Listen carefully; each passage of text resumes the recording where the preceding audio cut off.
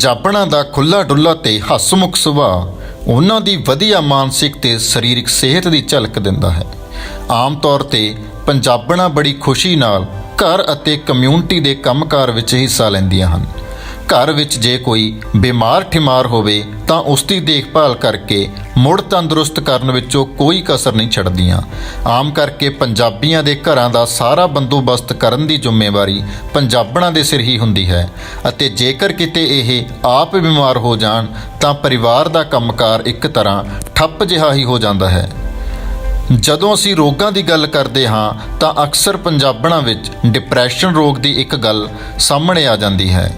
ਆਮ ਕਰਕੇ ਇਹ ਦੇਖਣ ਵਿੱਚ ਆਇਆ ਹੈ ਕਿ ਪੰਜਾਬਣਾਂ ਦੀ ਗਿਣਤੀ ਜੋ ਇਸ ਬਿਮਾਰੀ ਦਾ ਸ਼ਿਕਾਰ ਹੋ ਜਾਂਦੀਆਂ ਹਨ ਪੰਜਾਬੀ ਮਰਦਾਂ ਦੇ ਮੁਕਾਬਲੇ ਤਕਰੀਬਨ ਦੁੱਗਣੀ ਹੈ। ਇਸ ਕਰਕੇ ਇਸ ਵੀਡੀਓ ਵਿੱਚ ਅਸੀਂ ਇਸ ਰੋਗ ਬਾਰੇ ਪੰਜਾਬਣਾਂ ਨੂੰ ਜਾਣਕਾਰੀ ਦੇਣ ਦੀ ਕੋਸ਼ਿਸ਼ ਕਰ ਰਹੇ ਹਾਂ ਤਾਂ ਕਿ ਉਹ ਇਸ ਰੋਗ ਤੋਂ ਮੁਕਤ ਹੋਣ ਅਤੇ ਮੁਕਤ ਹੀ ਰਹਿਣ। ਡਿਪਰੈਸ਼ਨ ਬਾਰੇ ਦਿੱਤੀ ਇਹ ਜਾਣਕਾਰੀ ਤੁਹਾਨੂੰ ਆਮ ਤੌਰ ਤੇ ਪੁੱਛੇ ਜਾਂਦੇ ਹੇਠ ਲਿਖੇ ਸਵਾਲਾਂ ਦਾ ਜਵਾਬ ਦੇਵੇਗੀ। ਆਮ ਉਦਾਸੀ ਦੀ ਭਾਵਨਾ ਅਤੇ ਡਿਪਰੈਸ਼ਨ ਵਿੱਚ ਕੀ ਫਰਕ ਹੁੰਦਾ ਹੈ? ਔਰਤਾਂ ਵਿੱਚ ਡਿਪਰੈਸ਼ਨ ਰੋਗ ਦਾ ਕਿਵੇਂ ਪਤਾ ਲੱਗਦਾ ਹੈ? ਇਸ ਦੇ ਕਿਹੜੇ-ਕਿਹੜੇ ਲੱਛਣ ਹੁੰਦੇ ਹਨ? ਡਿਪਰੈਸ਼ਨ ਕਿੰਨੀ ਕੁ ਤਰ੍ਹਾਂ ਦਾ ਹੁੰਦਾ ਹੈ? ਕਿੰਨੀਆਂ ਕੁ ਪੰਜਾਬੀ ਔਰਤਾਂ ਨੂੰ ਡਿਪਰੈਸ਼ਨ ਰੋਗ ਲੱਗਦਾ ਹੈ? ਔਰਤਾਂ ਨੂੰ ਡਿਪਰੈਸ਼ਨ ਰੋਗ ਕਿਉਂ ਜ਼ਿਆਦਾ ਹੁੰਦਾ ਹੈ? ਡਿਪਰੈਸ਼ਨ ਤੋਂ ਠੀਕ ਹੋਣ ਲਈ ਔਰਤਾਂ ਕੀ ਕਰ ਸਕਦੀਆਂ ਹਨ? ਡਿਪਰੈਸ਼ਨ ਦਾ ਇਲਾਜ ਕਿਵੇਂ ਕੀਤਾ ਜਾਂਦਾ ਹੈ? ਸਾਡੀ ਕਮਿਊਨਿਟੀ ਵਿੱਚ ਪੰਜਾਬਣਾਂ ਵਾਸਤੇ ਕਿਹੜੀਆਂ-ਕਿਹੜੀਆਂ ਸੇਵਾਵਾਂ ਮਿਲਦੀਆਂ ਹਨ? ਸਭ ਤੋਂ ਪਹਿਲਾਂ ਅਸੀਂ ਗੱਲ ਕਰਾਂਗੇ ਕਿ ਉਦਾਸੀ ਅਤੇ ਡਿਪਰੈਸ਼ਨ ਵਿੱਚ ਕੀ ਫਰਕ ਹੁੰਦਾ ਹੈ। ਪਿਆਰ ਮੁਹੱਬਤ, ਗੁੱਸਾ ਗਿਲਾ, ਖੁਸ਼ੀ ਗਮੀ, ਇਹ ਸਾਰੀਆਂ ਭਾਵਨਾਵਾਂ ਇਨਸਾਨ ਨੂੰ ਉਸਦੀ ਇਨਸਾਨੀ ਹੋਣ ਦਾ ਅਹਿਸਾਸ ਦਿਵਾਉਂਦੀਆਂ ਹਨ। ਜਿੱਥੇ ਇਨਸਾਨ ਆਪਣੇ ਆਲੇ ਦੁਆਲੇ ਦੀ ਦੁਨੀਆ ਨਾਲ ਸਾਂਝ ਦਾ ਹੁੰਗਾਰਾ ਇਨ੍ਹਾਂ ਭਾਵਨਾਵਾਂ ਨਾਲ ਭਰਦਾ ਹੈ ਉੱਥੇ ਇਹ ਭਾਵਨਾਵਾਂ ਉਸਦੇ ਮਨ ਅੰਦਰਲੇ ਘੋਲਾਂ ਨੂੰ ਵੀ ਦਿਖਾਉਂਦੀਆਂ ਹਨ। ਉਦਾਸੀ ਵੀ ਇੱਕ ਭਾਵਨਾ ਹੈ। ਅਸੀਂ ਸਾਰੇ ਹੀ ਕਈ ਵਾਰ ਕਿਸੇ ਅਣਚਾਹੀ ਘਟਨਾ ਕਰਕੇ ਇਹ ਉਦਾਸੀ ਮਹਿਸੂਸ ਕਰਦੇ ਹਾਂ। ਸਾਡੇ ਮਨ ਦੀ ਹਾਲਤ ਵਿੱਚ ਇਹ ਤਬਦੀਲੀ ਵਕਤੀ ਤੌਰ ਤੇ ਹੁੰਦੀ ਹੈ ਅਤੇ ਸਾਡੇ ਆਪਸੀ ਸੰਬੰਧਾਂ, ਪੜ੍ਹਾਈ ਅਤੇ ਕਾਰੋਬਾਰੀ ਜ਼ਿੰਮੇਵਾਰੀਆਂ ਵਿੱਚ ਬਹੁਤਾ ਦਖਲ ਨਹੀਂ ਦਿੰਦੀ। ਕਿਸੇ ਵੀ ਹਾਲਤ ਕਾਰਨ ਪੈਦਾ ਹੋਈ ਉਦਾਸੀ ਦੇ ਘੇਰੇ ਦੀ ਹੱਦ ਹਰ ਇੱਕ ਕਲਚਰ ਵਿੱਚ ਵੱਖਰੀ ਹੋ ਸਕਦੀ ਹੈ ਅਤੇ ਸਧਾਰਨ ਉਦਾਸੀ ਅਕਸਰ ਉਸ ਘੇਰੇ ਵਿੱਚ ਹੀ ਰਹਿੰਦੀ ਹੈ। ਇਸ ਆਮ ਉਦਾਸੀ ਨੂੰ ਡਿਪਰੈਸ਼ਨ ਉਦੋਂ ਕਿਹਾ ਜਾਂਦਾ ਹੈ ਜਦੋਂ ਇਹ ਉਸ ਘਟਨਾ ਜਿਸ ਤੋਂ ਇਹ ਪੈਦਾ ਹੁੰਦੀ ਹੈ ਦੇ ਮੁਕਾਬਲੇ ਬਹੁਤ ਜ਼ਿਆਦਾ ਹੋ ਜਾਂਦੀ ਹੈ ਅਤੇ ਰੋਜ਼ਾਨਾ ਜੀਵਨ ਦੇ ਆਮ ਕੰਮਕਾਰ ਤੇ ਅਸਰ ਪਾਉਣ ਲੱਗ ਜਾਂਦੀ ਹੈ ਅਤੇ ਔਰਤ ਆਪਣੀਆਂ ਜ਼ਿੰਮੇਵਾਰੀਆਂ ਨੂੰ ਨੇਪਰੇ ਨਹੀਂ ਚਾੜ ਸਕਦੀ। ਪਰ ਕਈ ਵਾਰੀ ਉਦਾਸੀ ਦਾ ਕੋਈ ਜ਼ਾਹਰਾ ਕਾਰਨ ਵੀ ਨਜ਼ਰ ਨਹੀਂ ਆਉਂਦਾ ਅਤੇ ਇਹ 2 ਹਫ਼ਤਿਆਂ ਤੋਂ ਵੱਧ ਚਲੀ ਆਉਂਦੀ ਹੈ ਅਤੇ ਨਾਲ ਨੀਂਦ ਅਤੇ ਭੁੱਖ ਵਿੱਚ ਫਰਕ ਪੈ ਜਾਂਦਾ ਹੈ। ਥਕੇਵਾਂ ਰਹਿੰਦਾ ਹੈ, ਧਿਆਨ ਨਹੀਂ ਲੱਗਦਾ, ਛੋਟੇ-ਮੋਟੇ ਫੈਸਲੇ ਕਰਨੇ ਮੁਸ਼ਕਿਲ ਲੱਗਦੇ ਹਨ। ਨਮੋਸੀ ਅਤੇ ਨਿਰਾਸ਼ਤਾ ਦੀਆਂ ਭਾਵਨਾਵਾਂ ਕਰਕੇ ਜ਼ਿੰਦਗੀ ਵਿਅਰਥ ਲੱਗਦੀ ਹੈ ਤਾਂ ਹੋ ਸਕਦਾ ਹੈ ਇਹ ਡਿਪਰੈਸ਼ਨ ਹੋਵੇ। ਭਾਵੇਂ ਡਿਪਰੈਸ਼ਨ ਵਿੱਚ ਉਦਾਸੀ ਦੀ ਭਾਵਨਾ ਮੁੱਖ ਹੁੰਦੀ ਹੈ ਪਰ ਇਹ ਰੋਗ ਜ਼ਿੰਦਗੀ ਦੇ ਸਾਰੇ ਪੱਖਾਂ ਤੇ ਅਸਰ ਪਾ ਸਕਦਾ ਹੈ ਜਿਵੇਂ ਕਿ ਸਰੀਰ ਤੇ ਅਸਰ ਪੈਣਾ, ਉਦਾਹਰਨ ਦੇ ਤੌਰ ਤੇ ਥਕੇਵਾਂ ਰਹਿਣਾ, ਨੀਂਦ ਤੇ ਭੁੱਖ ਵਿੱਚ ਫਰਕ ਪੈਣਾ, ਭਾਵਨਾਵਾਂ ਤੇ ਅਸਰ ਪੈਣਾ, ਉਦਾਹਰਨ ਦੇ ਤੌਰ ਤੇ ਮੂਡ ਜਾਂ ਖਾਲੀ ਜਿਹਾ ਮਹਿਸੂਸ ਹੋਣਾ, ਸੋਚਾਂ ਤੇ ਅਸਰ ਪੈਣਾ, ਉਦਾਹਰਨ ਦੇ ਤੌਰ ਤੇ ਧਿਆਨ ਨਾ ਲੱਗਣਾ, ਯਾਦਦਾਸ਼ਤ ਘਟਣੀ ਅਤੇ ਛੋਟੇ-ਮੋਟੇ ਫੈਸਲੇ ਲੈਣ ਵਿੱਚ ਮੁਸ਼ਕਿਲ ਆਉਣੀ, ਵਿਹਾਰ ਤੇ ਅਸਰ ਪੈਣਾ, ਉਦਾਹਰਨ ਦੇ ਤੌਰ ਤੇ ਕਿਤੇ ਜਾਣ ਨੂੰ ਜਾਂ ਕਿਸੇ ਨੂੰ ਮਿਲਣ ਨੂੰ ਜੀ ਨਾ ਕਰਨਾ ਅਤੇ ਬੇਚੈਨੀ ਕਰਕੇ ਟਿਕਾ ਨਾ ਆਉਣਾ ਜਾਂ ਬਿਲਕੁਲ ਮੱਠੇ ਪੈ ਜਾਣਾ। ਅਗਲੀ ਗੱਲ ਇਸ ਦੇ ਇਲਾਜ ਬਾਰੇ ਕਿ ਇਲਾਜ ਕਰਵਾਉਣਾ ਕਿਉਂ ਜ਼ਰੂਰੀ ਹੈ। ਜੇਕਰ ਡਿਪਰੈਸ਼ਨ ਦਾ ਇਲਾਜ ਨਾ ਕਰਵਾਇਆ ਜਾਵੇ ਤਾਂ ਇਸ ਨੂੰ ਆਪਣੇ ਆਪ ਠੀਕ ਹੋਣ ਵਿੱਚ ਬਹੁਤ ਦੇਰ ਵੀ ਲੱਗ ਸਕਦੀ ਹੈ ਅਤੇ ਇਸ ਦੌਰਾਨ ਡਿਪਰੈਸ਼ਨ ਵੱਧ ਵੀ ਸਕਦਾ ਹੈ। ਇਸ ਰੋਗ ਨਾਲ ਜ਼ਿੰਦਗੀ ਤੇ ਹੋ ਰਹੇ ਮਾੜੇ ਅਸਰ ਜਿਵੇਂ ਕੰਮਕਾਰ, ਪੜ੍ਹਾਈ, ਮਿਲਣ ਗਿਲਣ ਅਤੇ ਹੋਰ ਜ਼ਿੰਮੇਵਾਰੀਆਂ ਪੂਰੀਆਂ ਕਰਨ ਵਿੱਚ ਮੁਸ਼ਕਿਲ ਆ ਸਕਦੀ ਹੈ। ਜਿਨ੍ਹਾਂ ਨੂੰ ਖੁਦਕੁਸ਼ੀ ਦੇ ਖਿਆਲ ਆਉਂਦੇ ਹਨ ਉਹ ਆਪਣੀ ਜਾਨ ਗਵਾ ਸਕਦੇ ਹਨ। ਡਿਪਰੈਸ਼ਨ ਵਿੱਚ ਜ਼ਿੰਦਗੀ ਮਾਣ ਨਹੀਂ ਨਹੀਂ ਸਕਦੇ ਅਤੇ ਜ਼ਿੰਦਗੀ ਦੀ ਕੁਆਲਿਟੀ ਬਹੁਤ ਹੇਠਾਂ ਚਲੀ ਜਾਂਦੀ ਹੈ। ਡਿਪਰੈਸ਼ਨ ਕਰਕੇ ਕਈ ਸਰੀਰਕ ਬਿਮਾਰੀਆਂ ਲੱਗਣ ਦੇ ਮੌਕੇ ਵੱਧ ਜਾਂਦੇ ਹਨ ਅਤੇ ਜੇ ਕੋਈ ਬਿਮਾਰੀ ਲੱਗੀ ਹੋਈ ਹੈ ਤਾਂ ਉਸ ਦੇ ਇਲਾਜ ਅਤੇ ਉਸ ਤੋਂ ਠੀਕ ਹੋਣ ਵਿੱਚ ਰੁਕਾਵਟਾਂ ਆ ਸਕਦੀਆਂ ਹਨ, ਕਿਉਂਕਿ ਡਿਪਰੈਸ਼ਨ ਵਿੱਚ ਲੋਕ ਆਪਣਾ ਅਤੇ ਆਪਣੀ ਸਿਹਤ ਦਾ ਖਿਆਲ ਨਹੀਂ ਰੱਖਦੇ, ਕਸਰਤ ਘੱਟ ਕਰਦੇ ਹਨ ਅਤੇ ਖਾਣ ਪੀਣ ਦਾ ਖਿਆਲ ਵੀ ਨਹੀਂ ਰੱਖਦੇ। ਸਰੀਰਕ ਬਿਮਾਰੀ ਤੋਂ ਠੀਕ ਹੋਣ ਅਤੇ ਤੰਦਰੁਸਤ ਰਹਿਣ ਵਾਸਤੇ ਜੋ ਕਰਨ ਦੀ ਲੋੜ ਹੁੰਦੀ ਹੈ, ਡਿਪਰੈਸ਼ਨ ਕਰਕੇ ਉਸ ਵੱਲ ਧਿਆਨ ਨਹੀਂ ਦਿੱਤਾ ਜਾਂਦਾ ਅਤੇ ਸਰੀਰਕ ਬਿਮਾਰੀ ਦੇ ਇਲਾਜ ਅਤੇ ਪਰਹੇਜ਼ ਵਿੱਚ ਕੋਈ ਵੀ ਉਦਮ ਕਰਨਾ ਔਖਾ ਲੱਗਦਾ ਹੈ। ਅਗਲੀ ਗੱਲ ਅਸੀਂ ਕਰਦੇ ਹਾਂ ਕਿ ਡਿਪਰੈਸ਼ਨ ਕਿੰਨੀ ਕੁ ਤਰ੍ਹਾਂ ਦਾ ਹੁੰਦਾ ਹੈ। ਡਿਪਰੈਸ਼ਨ ਦੀਆਂ ਕਈ ਕਿਸਮਾਂ ਹਨ। ਮਾਨਸਿਕ ਰੋਗਾਂ ਦੇ ਲੱਛਣਾਂ ਨੂੰ ਦੇਖ ਕੇ ਇਹ ਨਿਰਣਾ ਕਰਨ ਲਈ ਕਿ ਕਿਹੜਾ ਰੋਗ ਹੈ, ਮਾਹਿਰ ਜੋ ਮੈਨੂਅਲ ਵਰਤਦੇ ਹਨ ਉਸ ਦਾ ਨਾਂ ਹੈ diagnostic and statistical manual of mental disorder 4th ਅਤੇ ਡਿਪਰੈਸ਼ਨ ਦੀਆਂ ਕਿਸਮਾਂ ਬਾਰੇ ਜਾਣਕਾਰੀ ਇਸ ਦੇ ਮੁਤਾਬਿਕ ਅਸੀਂ ਤੁਹਾਨੂੰ ਦੇ ਰਹੇ ਹਾਂ। Number 1, major depressive disorder. ਕਈ ਵੇਰਾਂ ਸ਼ੁਰੂ ਵਿੱਚ ਇਹ ਰੋਗ ਇੰਨਾ ਗੰਭੀਰ ਨਹੀਂ ਹੁੰਦਾ ਤੇ ਇਸ ਨੂੰ ਪਛਾਣਨ ਵਿੱਚ ਜ਼ਿਆਦਾ ਮੁਸ਼ਕਿਲ ਆਉਂਦੀਆਂ ਹਨ, ਕਿਉਂਕਿ ਆਮ ਭਾਵਨਾਵਾਂ ਵਿੱਚ ਅਤੇ ਰੋਗੀ ਭਾਵਨਾਵਾਂ ਵਿੱਚ ਉਸ ਵੇਲੇ ਬਹੁਤ ਘੱਟ ਫਰਕ ਨਜ਼ਰ ਆਉਂਦਾ ਹੈ। ਡਿਪਰੈਸ਼ਨ ਰੋਗ ਦੀ ਆਪਣੇ ਆਪ ਪਛਾਣ ਕਰਨੀ ਵੀ ਮੁਸ਼ਕਿਲ ਹੁੰਦੀ ਹੈ, ਕਿਉਂਕਿ ਸਾਡਾ ਆਪਣਾ ਮੂਡ ਸਾਡੇ ਆਪਣੇ ਬਾਰੇ ਸੂਝ ਉੱਤੇ ਅਸਰ ਪਾਉਂਦਾ ਹੈ। ਇਹ ਪਰਖਣਾ ਔਖਾ ਹੋ ਜਾਂਦਾ ਹੈ ਕਿ ਅਸੀਂ ਡਿਪਰੈਸ਼ਨ ਹੇਠ ਹਾਂ ਕਿ ਨਹੀਂ। ਇਸ ਲਈ ਕਈਆਂ ਨੂੰ ਪਤਾ ਹੀ ਨਹੀਂ ਲੱਗਦਾ ਕਿ ਉਹਨਾਂ ਨੂੰ ਡਿਪਰੈਸ਼ਨ ਰੋਗ ਹੈ ਅਤੇ ਉਹਨਾਂ ਨੂੰ ਇਸ ਦੇ ਇਲਾਜ ਦੀ ਜ਼ਰੂਰਤ ਹੈ, ਪਰ ਉਹਨਾਂ ਦੇ ਪਰਿਵਾਰ ਦੇ ਮੈਂਬਰਾਂ ਜਾਂ ਸਹੇਲੀਆਂ ਨੂੰ ਮਹਿਸੂਸ ਹੋਣ ਲੱਗ ਪੈਂਦਾ ਹੈ ਕਿ ਉਹਨਾਂ ਦੇ ਮੂਡ ਵਿੱਚ ਬਹੁਤ ਤਬਦੀਲੀ ਆਈ ਹੋਈ ਹੈ। ਹਰ ਕਿਸੇ ਵਿੱਚ ਡਿਪਰੈਸ਼ਨ ਦੇ ਲੱਛਣ ਵੱਖਰੇ ਵੱਖਰੇ ਹੋ ਸਕਦੇ ਹਨ, ਪਰ ਡਾਕਟਰੀ ਨਜ਼ਰੀਏ ਦੇ ਮੁਤਾਬਿਕ ਮੇਜਰ ਡਿਪਰੈਸ਼ਨ ਦੇ ਲੱਛਣ ਜੋ ਨਜ਼ਰ ਆ ਸਕਦੇ ਹਨ ਉਹ ਇਸ ਤਰ੍ਹਾਂ ਹਨ। ਉਦਾਸ ਮੂਡ, ਹਰ ਰੋਜ਼ ਉਦਾਸ ਮੂਡ ਜਾਂ ਖਾਲੀ ਜਿਹਾ ਮਹਿਸੂਸ ਹੋਣਾ, ਲੱਗਣਾ ਕਿ ਅੱਖਾਂ ਰੋਣ ਨਾਲ ਭਰੀਆਂ ਹੋਈਆਂ ਹਨ ਜਾਂ ਛੇਤੀ ਰੋਣ ਨਿਕਲ ਜਾਣਾ। ਲਗਾਓ ਘਟਣਾ ਜਾਂ ਦਿਲਚਸਪੀਆਂ ਵਿੱਚ ਕਮੀ ਆਉਣੀ, ਹਰ ਰੋਜ਼ ਕੰਮਕਾਰ ਵਿੱਚ ਦਿਲਚਸਪੀ ਘਟਣੀ, ਗਤੀਵਿਧੀਆਂ ਵਿੱਚ ਭਾਗ ਲੈਣ ਬਾਰੇ ਰੁਚੀ ਦੀ ਘਾਟ ਹੋਣਾ, ਲਗਾਓ ਘਟਣਾ। ਭੁੱਖ ਅਤੇ ਭਾਰ ਵਿੱਚ ਫਰਕ ਪੈਣਾ, ਲਗਭਗ ਹਰ ਰੋਜ਼ ਭੁੱਖ ਘੱਟ ਲੱਗਣੀ ਜਾਂ ਵੱਧ ਲੱਗਣੀ, ਭਾਰ ਵਿੱਚ ਤਬਦੀਲੀ ਆਉਣੀ। ਨੀਂਦ ਵਿੱਚ ਫਰਕ ਪੈ ਜਾਣਾ, ਆਮ ਨਾਲੋਂ ਵਧੇਰੇ ਜਾਂ ਘੱਟ ਸੌਣਾ, ਸਵਖਤੇ ਨੀਂਦ ਖੁੱਲ੍ਹ ਜਾਣੀ ਫਿਰ ਨੀਂਦ ਨਾ ਆਉਣੀ। ਉਤੇਜਿਤ ਹੋ ਜਾਣਾ ਜਾਂ ਮੱਠੇ ਪੈ ਜਾਣਾ, ਲਗਭਗ ਹਰ ਰੋਜ਼ ਲੱਗਣਾ ਕਿ ਬੇਚੈਨੀ ਕਰਕੇ ਟਿਕਿਆ ਨਾ ਜਾਣਾ ਜਾਂ ਬਿਲਕੁਲ ਮੱਠੇ ਹੋ ਜਾਣਾ। ਹਰ ਰੋਜ਼ ਥਕੇਵਾਂ ਰਹਿਣਾ, ਹਰ ਰੋਜ਼ ਬਹੁਤ ਥੱਕੇ ਮਹਿਸੂਸ ਕਰਨਾ, ਸੱਤਿਆ ਘਟਣੀ, ਤਾਕਤ ਘਟਣੀ। ਕਸੂਰਵਾਰ, ਦੋਸ਼ੀ ਅਤੇ ਬਹੁਤ ਬੇਕਾਰ ਮਹਿਸੂਸ ਕਰਨਾ ਜਾਂ ਬਿਨਾਂ ਵਜ੍ਹਾ ਕਸੂਰਵਾਰ ਮਹਿਸੂਸ ਕਰਨਾ। ਸੋਚਣ, ਧਿਆਨ ਲਗਾਉਣ ਜਾਂ ਫੈਸਲੇ ਲੈਣ ਵਿੱਚ ਮੁਸ਼ਕਿਲ ਆਉਣੀ। ਮੌਤ ਜਾਂ ਖੁਦਕੁਸ਼ੀ ਦੇ ਖਿਆਲ। ਜੇ ਉੱਪਰ ਲਿਖੇ ਲੱਛਣਾਂ ਵਿੱਚੋਂ 5 ਜਾਂ ਇਸ ਤੋਂ ਵੱਧ ਲੱਛਣ ਲਗਾਤਾਰ 2 ਹਫ਼ਤਿਆਂ ਤੋਂ ਵੱਧ ਸਮੇਂ ਤੋਂ ਹੋ ਰਹੇ ਹੋਣ, ਜਿਸ ਕਰਕੇ ਉਸ ਨੂੰ ਕਸ਼ਟ ਮਹਿਸੂਸ ਹੋ ਰਿਹਾ ਹੋਵੇ ਜਾਂ ਉਸ ਦੀ ਘਰੇਲੂ ਜ਼ਿੰਦਗੀ, ਕੰਮ ਅਤੇ ਜ਼ਿੰਦਗੀ ਦੇ ਹੋਰ ਪਹਿਲੂਆਂ ਦੇ ਉੱਪਰ ਫਰਕ ਪੈ ਰਿਹਾ ਹੋਵੇ, ਤਾਂ ਉਸ ਨੂੰ ਮੇਜਰ ਡਿਪਰੈਸ਼ਨ ਦਾ ਰੋਗ ਹੋਇਆ ਹੈ, ਜਿਸ ਦਾ ਇਲਾਜ ਕਰਵਾਉਣਾ ਜ਼ਰੂਰੀ ਹੈ। ਮੇਜਰ ਦਾ ਮਤਲਬ ਹੁੰਦਾ ਹੈ ਵੱਡਾ, ਡਿਸਆਰਡਰ ਦਾ ਮਤਲਬ ਹੁੰਦਾ ਹੈ ਵਿਗਾੜ ਜਾਂ ਠੀਕ ਨਹੀਂ। ਮੇਜਰ ਡਿਪਰੈਸਿਵ ਡਿਸਆਰਡਰ ਉਸ ਨੂੰ ਕਹਿੰਦੇ ਹਨ ਜਦ ਔਰਤ ਡਿਪਰੈਸ਼ਨ ਦੇ 9 ਤਰ੍ਹਾਂ ਦੇ ਲੱਛਣਾਂ ਵਿੱਚੋਂ 5 ਜਾਂ ਇਸ ਤੋਂ ਵੱਧ ਨੂੰ ਲਗਾਤਾਰ 2 ਹਫ਼ਤਿਆਂ ਤੋਂ ਵੱਧ ਮਹਿਸੂਸ ਕਰੇ ਅਤੇ ਉਸ ਦੀ ਘਰੇਲੂ ਜ਼ਿੰਦਗੀ, ਕੰਮ ਅਤੇ ਜ਼ਿੰਦਗੀ ਦੇ ਹੋਰ ਪਹਿਲੂਆਂ ਤੇ ਡਿਪਰੈਸ਼ਨ ਦੇ ਲੱਛਣਾਂ ਕਰਕੇ ਕਾਫੀ ਫਰਕ ਪੈਣ ਲੱਗੇ, ਤਾਂ ਸਮਝੋ ਉਸ ਨੂੰ ਡਿਪਰੈਸ਼ਨ ਦਾ ਰੋਗ ਹੋਇਆ ਹੈ।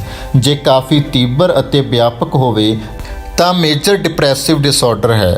ਕਈ ਵਾਰ ਡਾਕਟਰ ਕਹਿੰਦੇ ਹਨ ਕਿ ਮਾਈਨਰ ਡਿਪਰੈਸ਼ਨ ਹੈ, ਤਾਂ ਇਸ ਦਾ ਮਤਲਬ ਹੁੰਦਾ ਹੈ ਕਿ ਲੱਛਣ ਡਿਪਰੈਸ਼ਨ ਵਾਲੇ ਹੀ ਹੁੰਦੇ ਹਨ, ਪਰ ਉਹ ਇੰਨੇ ਤੇਜ਼ ਅਤੇ ਸਖਤ ਨਹੀਂ ਹੁੰਦੇ ਅਤੇ ਹੋ ਸਕਦਾ ਹੈ ਕਿ ਥੋੜ੍ਹੇ ਸਮੇਂ ਵਾਸਤੇ ਹੀ ਰਹਿਣ। ਇਹਨਾਂ ਤੋਂ ਇਲਾਵਾ ਕੁਝ ਹੋਰ ਲੱਛਣ ਜਿਵੇਂ ਕਿ ਸਰੀਰਕ ਪੀੜਾ ਦੀ ਸ਼ਿਕਾਇਤ ਰਹਿਣੀ, ਦਰਦ ਅਤੇ ਪੀੜਾ ਹੋਣੀਆਂ ਜਿਨ੍ਹਾਂ ਦਾ ਸਰੀਰਕ ਕਾਰਨ ਨਾ ਲੱਭਣਾ, ਚਿੰਤਾ ਅਤੇ ਘਬਰਾਹਟ ਰਹਿਣੀ, ਹੋਰ ਲੋਕਾਂ ਨਾਲ ਮਿਲਣ ਤੋਂ ਗੁਰੇਜ਼ ਕਰਨਾ, ਗਮ ਜਾਂ ਸੋਗ ਦੀਆਂ ਭਾਵਨਾਵਾਂ, ਸ਼ਰਾਬ ਅਤੇ ਨਸ਼ਿਆਂ ਜਾਂ ਕਈ ਦਵਾਈਆਂ ਦੀ ਬਹੁਤੀ ਵਰਤੋਂ ਕਰਨ ਲੱਗਣਾ।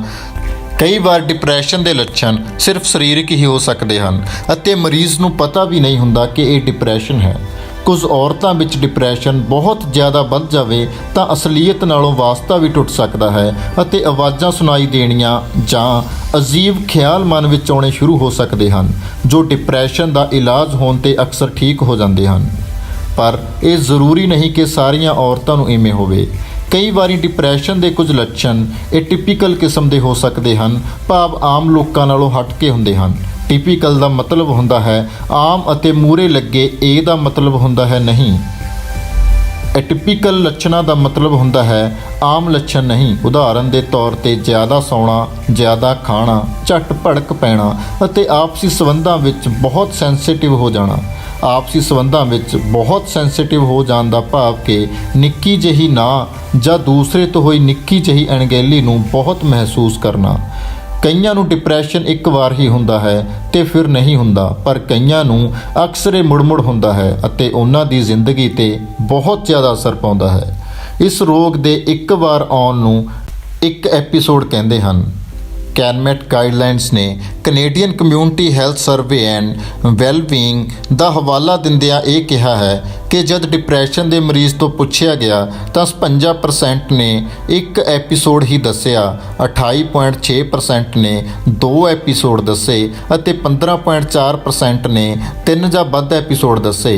ਨੀਦਰਲੈਂਡ ਅਤੇ ਕੈਨੇਡਾ ਦੇ ਅੰਕੜਿਆਂ ਤੋਂ ਇਹ ਕਿਹਾ ਜਾ ਸਕਦਾ ਹੈ ਕਿ ਜਿਨ੍ਹਾਂ ਨੂੰ ਡਿਪਰੈਸ਼ਨ ਹੁੰਦਾ ਹੈ ਉਹਨਾਂ ਵਿੱਚੋਂ 50% ਲੋਕ 3 ਮਹੀਨਿਆਂ ਵਿੱਚ ਹੀ ਰਾਜ਼ੀ ਹੋ ਜਾਂਦੇ ਹਨ ਅਤੇ 5ਵਾਂ ਹਿੱਸਾ ਲੋਕਾਂ ਲਈ ਇਹ ਇੱਕ ਕ੍ਰੋਨਿਕ ਭਾਵ ਲੰਮੀ ਬਿਮਾਰੀ ਬਣ ਜਾਂਦੀ ਹੈ ਜੋ 2 ਸਾਲਾਂ ਤੋਂ ਵੱਧ ਰਹਿ ਸਕਦੀ ਹੈ। ਮਰਦਾਂ ਦੇ ਮੁਕਾਬਲੇ ਔਰਤਾਂ ਵਿੱਚ ਡਿਪਰੈਸ਼ਨ ਵਾਰ-ਵਾਰ ਆਉਂਦਾ ਹੈ, ਖਾਸ ਕਰ ਛੋਟੀ ਉਮਰ ਦੀਆਂ ਔਰਤਾਂ ਵਿੱਚ, ਅਤੇ ਜਿਵੇਂ-ਜਿਵੇਂ ਉਮਰ ਵੱਧਦੀ ਹੈ ਮਰਦਾਂ ਅਤੇ ਔਰਤਾਂ ਵਿੱਚ ਇਹ ਫਰਕ ਘਟਦਾ ਜਾਂਦਾ ਹੈ। ਜੇਕਰ ਪਰਿਵਾਰ ਵਿੱਚ ਪਹਿਲਾਂ ਇਹ ਰੋਗ ਚੱਲਿਆ ਆ ਰਿਹਾ ਹੈ, ਰੋਗ ਛੋਟੀ ਉਮਰ ਵਿੱਚ ਸ਼ੁਰੂ ਹੋਵੇ, ਇਸ ਰੋਗ ਦੇ ਨਾਲ ਘਬਰਾਹਟ ਜਾਂ ਹੋਰ ਮਾਨਸਿਕ ਰੋਗ ਨਾਲ ਹੋਵੇ ਤਾਂ ਇਹ ਰੋਗ ਦੇ ਵਾਰ-ਵਾਰ ਹੋਣ ਦਾ ਖਤਰਾ ਵੱਧ ਜਾਂਦਾ ਹੈ।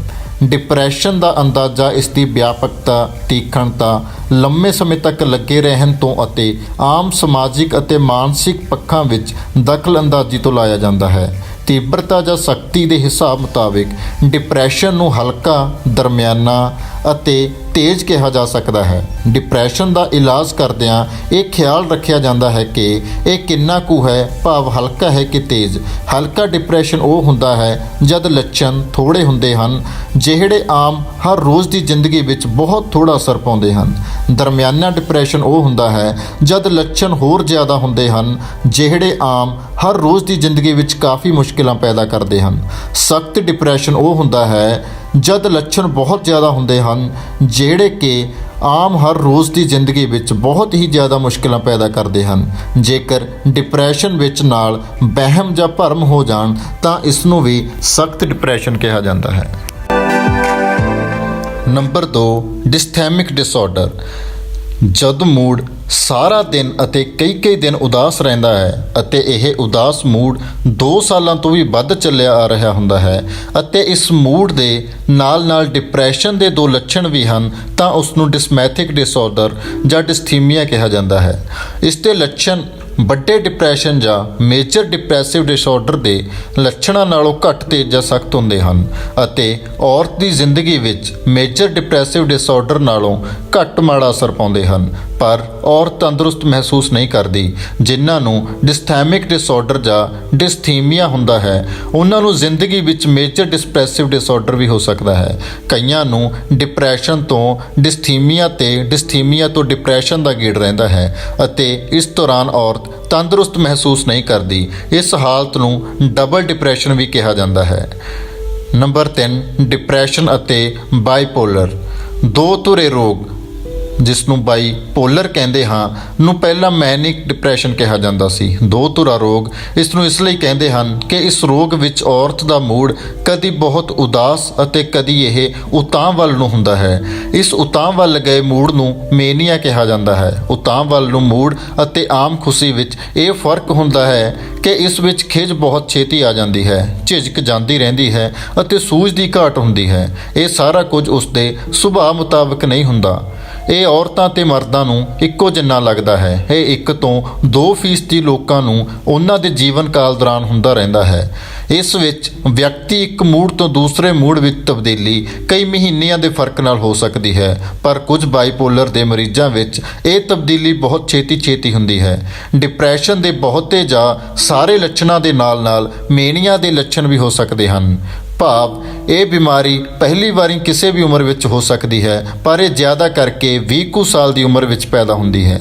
ਕਈ ਵਿਅਕਤੀਆਂ ਵਿੱਚ ਕਈ ਸਾਲਾਂ ਬਾਅਦ ਹੀ ਇਸ ਦੀ ਚੰਗੀ ਤਰ੍ਹਾਂ ਪਛਾਣ ਹੁੰਦੀ ਹੈ, ਕਿਉਂਕਿ ਮਰੀਜ਼ ਅਕਸਰ ਡਾਕਟਰ ਨੂੰ ਉਦੋਂ ਵੇਖਦੇ ਹਨ ਜਦੋਂ ਉਹ ਡਿਪਰੈਸ਼ਨ ਵਿੱਚ ਹੁੰਦੇ ਹਨ, ਅਤੇ ਕਈ ਵਾਰੀ ਡਾਕਟਰ ਨੂੰ ਬਾਈਪੋਲਰ ਰੋਗ ਦੀ ਪਛਾਣ ਕਰਨ ਲਈ ਸਹੀ ਸਵਾਲ ਪੁੱਛਣ ਦਾ ਮੌਕਾ ਨਹੀਂ ਮਿਲਦਾ। ਬਾਈਪੋਲਰ ਰੋਗ ਦੇ ਸ਼ੁਰੂ ਵਿੱਚ ਤਾਂ ਐਵੇਂ ਲੱਗਦਾ ਹੈ ਕਿ ਇਨਸਾਨ ਜ਼ਿਆਦਾ ਮਿਲਣਸਾਰ ਹੋ ਗਿਆ ਹੈ, ਗੱਲਾਂ ਕਾਫੀ ਕਰਦਾ ਹੈ ਅਤੇ ਉਸ ਦਾ ਸਵੈਮਾਨ ਬਹੁਤ ਵੱਧ ਜਾਂਦਾ ਹੈ, ਪਰ ਜਿਉਂ-ਜਿਉਂ ਰੋਗ ਵੱਧਦਾ ਹੈ ਤਾਂ ਇਸ ਦੇ ਇਹ ਲੱਛਣ ਨਜ਼ਰ ਆ ਸਕਦੇ ਹਨ। ਮੇਨੀਆ ਦੇ ਲੱਛਣ ਹਨ ਐਸਾ ਮੂਡ ਜੋ ਅਸਾਧਾਰਨ ਅਤੇ ਲਗਾਤਾਰ ਬਹੁਤ ਉਤਾਂਹ ਨੂੰ ਰਹੇ, ਖਿਜਿਆ ਹੋਇਆ ਅਤੇ ਖੁੱਲ੍ਹਦਿਲੀ ਵਾਲਾ ਅਸਾਧਾਰਨ ਹੋਵੇ ਅਤੇ ਹਫ਼ਤੇ ਭਰ ਤੋਂ ਹੋਵੇ, ਆਪਣੇ ਆਪ ਨੂੰ ਬਹੁਤ ਖਾਸ ਸਮਝਣਾ ਅਤੇ ਬਹੁਤ ਵਧਿਆ ਹੋਇਆ ਸਵੈਮਾਨ। ਨੀਂਦ ਦੀ ਜ਼ਰੂਰਤ ਘਟ ਜਾਣੀ, ਉਦਾਹਰਨ ਦੇ ਤੌਰ ਤੇ 3 ਘੰਟੇ ਸੌਣ ਨਾਲ ਹੀ ਤਾਜ਼ੇ ਮਹਿਸੂਸ ਕਰਨਾ, ਆਮ ਨਾਲੋਂ ਜ਼ਿਆਦਾ ਗੱਲੜੀ ਹੋ ਜਾਣਾ ਜਾਂ ਮਹਿਸੂਸ ਹੋਣਾ ਕਿ ਗੱਲਾਂ ਕਰੀ ਜਾਣ ਦੀ ਜ਼ਰੂਰਤ ਹੈ। ਖਿਆਲ ਤੇਜ਼ੀ ਨਾਲ ਆਉਂਦੇ ਅਤੇ ਉਹਨਾਂ ਨੂੰ ਖੁਦ ਮਹਿਸੂਸ ਹੋਣਾ ਕਿ ਖਿਆਲ ਤੇਜ਼ੀ ਨਾਲ ਆ ਰਹੇ ਹਨ। ਧਿਆਨ ਭੰਗ ਹੋਣਾ, ਬਹੁਤ ਜ਼ਿਆਦਾ ਸਰਗਰਮੀਆਂ ਜਾਂ ਉਕਸਾਹਟ, ਅਜਿਹੀਆਂ ਮਜ਼ੇ ਵਾਲੀਆਂ ਸਰਗਰਮੀਆਂ ਵਿੱਚ ਜ਼ਿਆਦਾ ਉਲਝ ਜਾਣਾ ਜਿਨ੍ਹਾਂ ਦੇ ਨਤੀਜੇ ਦੁਖਦਾਈ ਨਿਕਲਣ ਦੀ ਸੰਭਾਵਨਾ ਬਹੁਤ ਜ਼ਿਆਦਾ ਹੋਵੇ। ਨੰਬਰ 4, ਬਿਮਾਰੀ ਕਰਕੇ ਪੈਦਾ ਹੋਇਆ ਡਿਪਰੈਸ਼ਨ। ਕਈ ਵਾਰ ਕੋਈ ਸਰੀਰਕ ਬਿਮਾਰੀ ਆ ਜਾਂਦੀ ਹੈ, ਜਿਵੇਂ ਕਿ ਸਟ੍ਰੋਕ, ਸ਼ੂਗਰ ਰੋਗ ਜਾਂ ਦਿਲ ਦੀ ਬਿਮਾਰੀ, ਅਤੇ ਇਸ ਦੇ ਸਰੀਰਕ ਬਿਮਾਰੀ ਕਰਕੇ ਡਿਪਰੈਸ਼ਨ ਵੀ ਹੋ ਜਾਂਦਾ ਹੈ। ਇਸ ਨੂੰ ਸੈਕੰਡਰੀ ਡਿਪਰੈਸ਼ਨ ਵੀ ਕਹਿੰਦੇ ਹਨ। ਸੈਕੰਡਰੀ ਦਾ ਇੱਥੇ ਮਤਲਬ ਹੈ ਕਿ ਡਿਪਰੈਸ਼ਨ ਮੁੱਖ ਬਿਮਾਰੀ ਨਹੀਂ ਹੈ ਅਤੇ ਇਹ ਕਿਸੇ ਹੋਰ ਬਿਮਾਰੀ ਕਰਕੇ ਪੈਦਾ ਹੋਇਆ ਹੈ। ਸੋ ਜਿਸ ਬਿਮਾਰੀ ਕਰਕੇ ਡਿਪਰੈਸ਼ਨ ਹੁੰਦਾ ਹੈ, ਉਸ ਬਿਮਾਰੀ ਦੇ ਠੀਕ ਹੋਣ ਨਾਲ ਇਹ ਆਪਣੇ ਆਪ ਠੀਕ ਹੋ ਜਾਂਦਾ ਹੈ, ਪਰ ਕਈ ਵਾਰੀ ਡਾਕਟਰ ਮੁੱਢਲੀ ਬਿਮਾਰੀ ਦੇ ਨਾਲ ਡਿਪਰੈਸ਼ਨ ਦਾ ਇਲਾਜ ਕਰਨ ਬਾਰੇ ਵੀ ਸਲਾਹ ਦੇ ਸਕਦੇ ਹਨ। ਨੰਬਰ 5, ਨਸ਼ਿਆਂ ਕਰਕੇ ਪੈਦਾ ਹੋਇਆ ਡਿਪਰੈਸ਼ਨ। ਕਈ ਵਾਰੀ ਸ਼ਰਾਬ, ਅਫੀਮ ਅਤੇ ਕਈ ਨਸ਼ੀਲੀਆਂ ਦਵਾਈਆਂ ਦੀ ਦੁਰਵਰਤੋਂ ਕਾਰਨ ਡਿਪਰੈਸ਼ਨ ਹੋ ਜਾਂਦਾ ਹੈ। ਨੰਬਰ 6, ਮੌਸਮੀ ਡਿਪਰੈਸ਼ਨ ਜਾਂ ਸੀਜ਼ਨਲ ਅਫੈਕਟਿਵ ਡਿਸਆਰਡਰ। ਕਈ ਲੋਕ ਸਾਰਾ ਸਮਾਂ ਠੀਕ ਰਹਿੰਦੇ ਹਨ, ਪਰ ਅਕਤੂਬਰ ਦੇ ਅਖੀਰ ਜਾਂ ਨਵੰਬਰ ਦੇ ਸ਼ੁਰੂ ਤੋਂ ਛੋਟੇ ਦਿਨਾਂ ਵਿੱਚ ਧੁੱਪ ਦੀ ਕਮੀ ਕਰਕੇ ਡਿਪਰੈਸ਼ਨ ਦੇ ਅਸਰ ਹੇਠ ਆ ਜਾਂਦੇ ਹਨ। ਇਹ 3-4 ਮਹੀਨੇ ਦੇ ਡਿਪਰੈਸ਼ਨ ਨੂੰ ਮੌਸਮੀ ਡਿਪਰੈਸ਼ਨ ਜਾਂ ਸੀਜ਼ਨਲ ਅਫੈਕਟਿਵ ਡਿਸਆਰਡਰ ਕਿਹਾ ਜਾਂਦਾ ਹੈ। ਇਸ ਦਾ ਇਲਾਜ ਵੀ ਵੱਖਰੀ ਤਰ੍ਹਾਂ ਕੀਤਾ ਜਾਂਦਾ ਹੈ। ਨੰਬਰ 7, ਹਾਲਾਤਾਂ ਕਾਰਨ ਪੈਦਾ ਹੋਇਆ ਡਿਪਰੈਸ਼ਨ। ਬਦਲਵੇਂ ਹਾਲਾਤਾਂ ਅਤੇ ਤਣਾਅ ਵਾਲੀਆਂ ਘਟਨਾਵਾਂ ਦਾ ਸਾਹਮਣਾ ਕਰਦਿਆਂ ਕਈ ਵਾਰੀ ਡਿਪਰੈਸ਼ਨ ਦੇ ਲੱਛਣ ਪੈਦਾ ਹੋ ਜਾਂਦੇ ਹਨ, ਖਾਸ ਕਰ ਉਦਾਸ ਮੂਡ, ਰੋਣ ਆਉਣਾ ਅਤੇ ਨਿਰਾਸ਼ਤਾ ਦੀ ਭਾਵਨਾ। ਜੇਕਰ ਡਿਪਰੈਸ਼ਨ ਦੇ ਇਹ ਲੱਛਣ ਤਣਾਅ ਵਾਲੀ ਘਟਨਾਵਾਂ ਦੇ ਵਾਪਰਨ ਦੇ 3 ਮਹੀਨੇ ਦੇ ਅੰਦਰ ਸ਼ੁਰੂ ਹੋ ਜਾਣ ਅਤੇ ਇਹ ਉਦਾਸੀ ਉਸ ਘਟਨਾ ਜਿਸ ਤੋਂ ਇਹ ਪੈਦਾ ਹੁੰਦੀ ਹੈ ਦੇ ਮੁਕਾਬਲੇ ਬਹੁਤ ਜ਼ਿਆਦਾ ਹੋ ਜਾਂਦੀ ਹੈ ਅਤੇ ਰੋਜ਼ਾਨਾ ਜੀਵਨ ਦੇ ਆਮ ਕੰਮਕਾਰ ਤੇ ਅਸਰ ਪਾਉਣ ਲੱਗ ਪੈਂਦੀ ਹੈ ਅਤੇ ਉਹ ਆਪਣੀਆਂ ਜ਼ਿੰਮੇਵਾਰੀਆਂ ਨੂੰ ਨੇਪਰੇ ਨਹੀਂ ਚਾੜ ਸਕਦੀ, ਤਾਂ ਸਮਝ ਲਵੋ ਕਿ ਹਾਲਾਤਾਂ ਕਾਰਨ ਪੈਦਾ ਹੋਇਆ ਡਿਪਰੈਸ਼ਨ ਹੈ। ਨੰਬਰ 8, ਪ੍ਰੀਮੈਂਸਟਰੁਅਲ ਡਿਸਫੋਰਿਕ ਡਿਸਆਰਡਰ, ਜਿਸ ਨੂੰ PMDD ਵੀ ਕਿਹਾ ਜਾਂਦਾ ਹੈ। ਮਾਹਵਾਰੀ ਤੋਂ ਕੁਝ ਦਿਨ ਜਾਂ ਹਫ਼ਤਾ ਪਹਿਲਾਂ ਜੇ ਔਰਤ ਦੇ ਸਿਰ ਪੀੜ ਹੋਣੀ, ਉਦਾਸੀ ਛਾ ਜਾਣੀ, ਚਿੰਤਾ ਫਿਕਰ ਵੱਧ ਜਾਣਾ, ਨੀਂਦ ਨਾ ਆਉਣਾ, ਤਣਾਅ ਮਹਿਸੂਸ ਕਰਨਾ, ਮੂਡ ਵਿੱਚ ਉਤਰਾਅ ਚੜ੍ਹਾਅ ਆਉਣੇ, ਛੇਤੀ ਰੋਣ ਨਿਕਲ ਜਾਣਾ ਆਦਿ ਲੱਛਣਾਂ ਵਿੱਚੋਂ ਕੁਝ ਵੀ ਮਹਿਸੂਸ ਕਰਦੀ ਹੈ, ਤਾਂ ਹੋ ਸਕਦਾ ਹੈ ਕਿ ਉਸ ਨੂੰ PMS ਪ੍ਰੀਮੈਂਸਟਰੁਅਲ ਸਿੰਡਰਮ ਹੋਵੇ। ਇਸ ਦੀ ਗੰਭੀਰ ਹਾਲਤ ਨੂੰ ਪ੍ਰੀਮੈਂਸਟਰੁਅਲ ਡਿਸਫੋਰਿਕ ਡਿਸਆਰਡਰ ਜਾਂ PMDD ਕਹਿੰਦੇ ਹਨ। ਇਹ 3 ਤੋਂ 8% ਮਾਹਵਾਰੀ ਦੀ ਉਮਰ ਦੀਆਂ ਔਰਤਾਂ ਨੂੰ ਹੁੰਦਾ ਹੈ। ਇਸ ਵਿੱਚ ਖਿਝ ਆਉਂਦੀ ਹੈ। ਕੁਝ ਔਰਤਾਂ ਉਦਾਸ ਮੂਡ, ਘਬਰਾਹਟ ਅਤੇ ਮੂਡ ਵਿੱਚ ਉਤਰਾਅ ਚੜ੍ਹਾਅ ਦੀ ਸ਼ਿਕਾਇਤ ਕਰਦੀਆਂ ਹਨ। ਮਾਹਵਾਰੀ ਤੋਂ ਪਹਿਲਾਂ ਹੋਣ ਵਾਲੇ ਡਿਪਰੈਸ਼ਨ ਜਾਂ ਘਬਰਾਹਟ ਦੇ ਇਹ ਲੱਛਣ ਅਕਸਰ ਮਹੀਨੇ ਦੇ ਹੋਰ ਦਿਨਾਂ ਵਿੱਚ ਨਹੀਂ ਹੁੰਦੇ।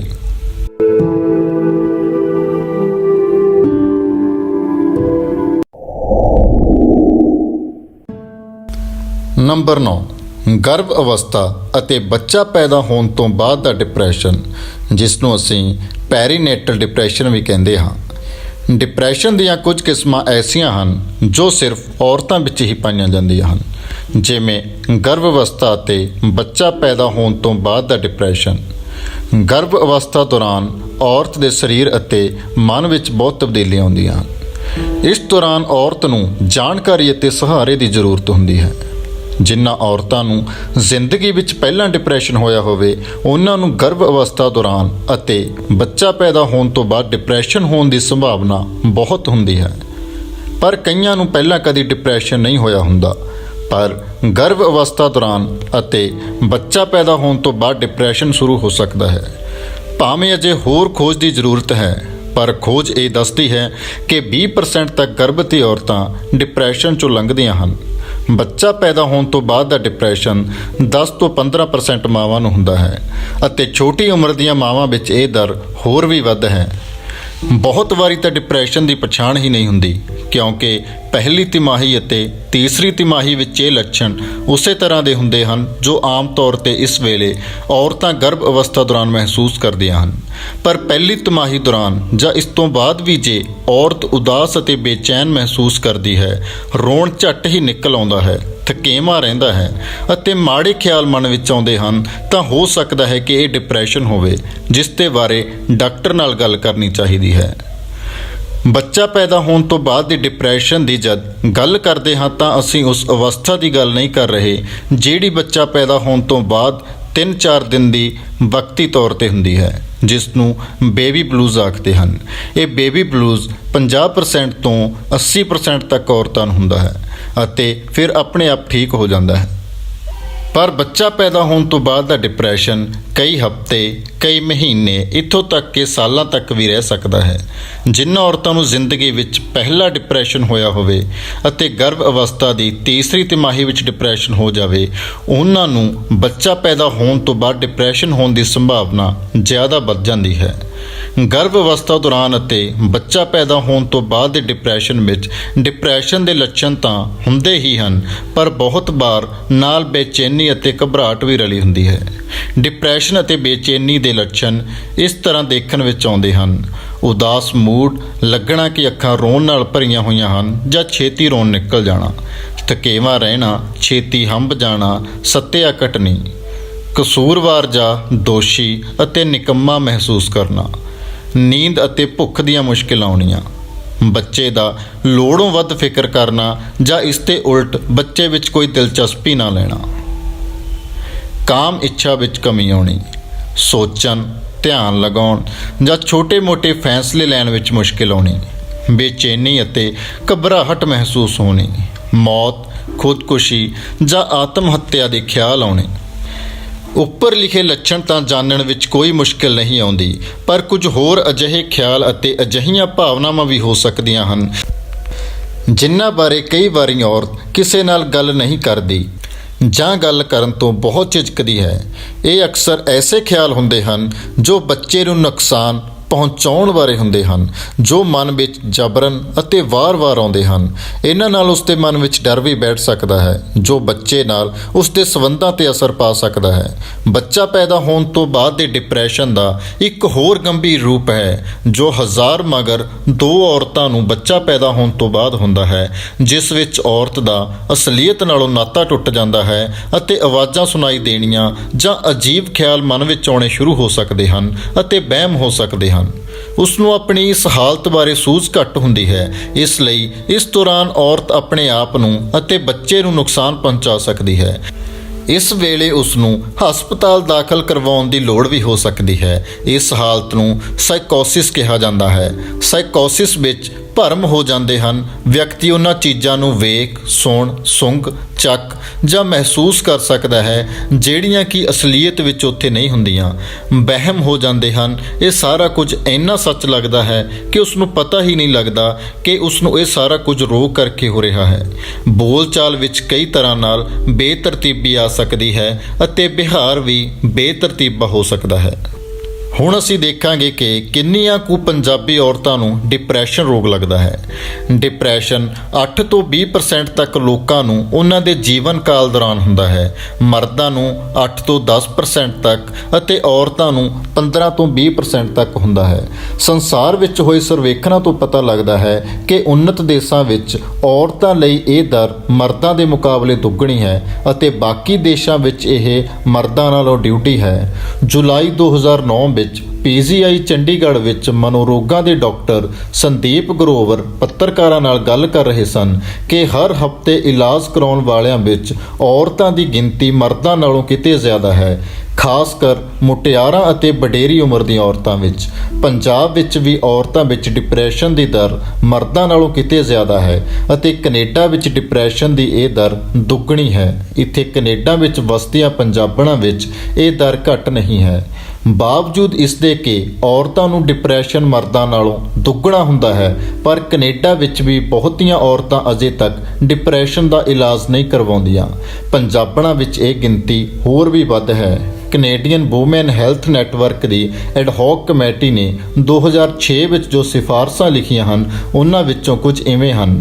ਕੈਨੇਡਾ ਵਿੱਚ ਕੁੜੀਆਂ ਅਤੇ ਔਰਤਾਂ ਵਿੱਚ ਡਿਪਰੈਸ਼ਨ ਜ਼ਿਆਦਾ ਹੁੰਦਾ ਹੈ, ਇਸ ਲਈ ਉਹਨਾਂ ਕਾਰਨਾਂ ਵੱਲ ਧਿਆਨ ਦੇਣਾ ਚਾਹੀਦਾ ਹੈ ਜੋ ਕੁੜੀਆਂ ਅਤੇ ਔਰਤਾਂ ਵਿੱਚ ਡਿਪਰੈਸ਼ਨ ਪੈਦਾ ਕਰਦੇ ਹਨ, ਤਾਂ ਕਿ ਇਸ ਰੋਗ ਦੀ ਰੋਕਥਾਮ ਕੀਤੀ ਜਾ ਸਕੇ।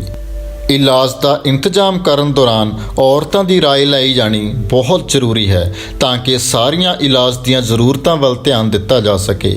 ਇਸ ਗੱਲ ਬਾਰੇ ਵੀ ਧਿਆਨ ਦੇਣ ਦੀ ਜ਼ਰੂਰਤ ਹੈ ਕਿ ਹਸਪਤਾਲ ਵਿੱਚ ਦਾਖਲ ਕਰਕੇ ਇਲਾਜ ਦੀ ਔਰਤਾਂ ਨੂੰ ਜ਼ਿਆਦਾ ਜ਼ਰੂਰਤ ਕਿਉਂ ਪੈ ਰਹੀ ਹੈ। ਇਹ ਵੀ ਦੇਖਣ ਵਿੱਚ ਆਇਆ ਹੈ ਕਿ ਮਰਦਾਂ ਦੇ ਮੁਕਾਬਲੇ ਔਰਤਾਂ ਇਕੱਲੀਆਂ ਦਵਾਈ ਨਾਲ ਨਹੀਂ ਠੀਕ ਹੋ ਰਹੀਆਂ, ਬਲਕਿ ਮਨੋਸਮਾਜਿਕ ਉਪਾਵਾਂ ਦਾ ਇੰਤਜ਼ਾਮ ਲਾਭਕਾਰੀ ਹੁੰਦਾ ਹੈ। ਔਰਤਾਂ ਲਈ ਵੱਖਰੇ ਗਰੁੱਪ ਪ੍ਰੋਗਰਾਮ ਹੋਣੇ ਚਾਹੀਦੇ ਹਨ, ਜਿਨ੍ਹਾਂ ਵਿੱਚ ਔਰਤਾਂ ਦੀ ਜ਼ਿੰਦਗੀ ਵਿੱਚ ਆਉਣ ਵਾਲੀਆਂ ਮੁਸ਼ਕਿਲਾਂ ਬਾਰੇ ਖੁੱਲ੍ਹ ਕੇ ਗੱਲ ਹੋ ਸਕੇ। ਘੱਟ ਗਿਣਤੀ ਦੀਆਂ ਔਰਤਾਂ ਲਈ ਵੱਖਰੇ ਗਰੁੱਪ ਹੋਣੇ ਚਾਹੀਦੇ ਹਨ ਤਾਂ ਕਿ ਉਹ ਆਪਣੇ ਰਹਿਣ ਸਹਿਣ ਅਤੇ ਸੱਭਿਆਚਾਰਕ ਗੱਲਾਂ ਨੂੰ ਸਮਝ ਸਕਣ। ਇਹ ਗਰੁੱਪ ਉਹਨਾਂ ਦੀ ਜ਼ੁਬਾਨ ਵਿੱਚ ਹੋਣੇ ਚਾਹੀਦੇ ਹਨ ਤਾਂ ਕਿ ਉਹ ਆਪਣੇ ਦਿਲ ਦੀ ਗੱਲ ਪੂਰੀ ਤਰ੍ਹਾਂ ਕਰ ਸਕਣ।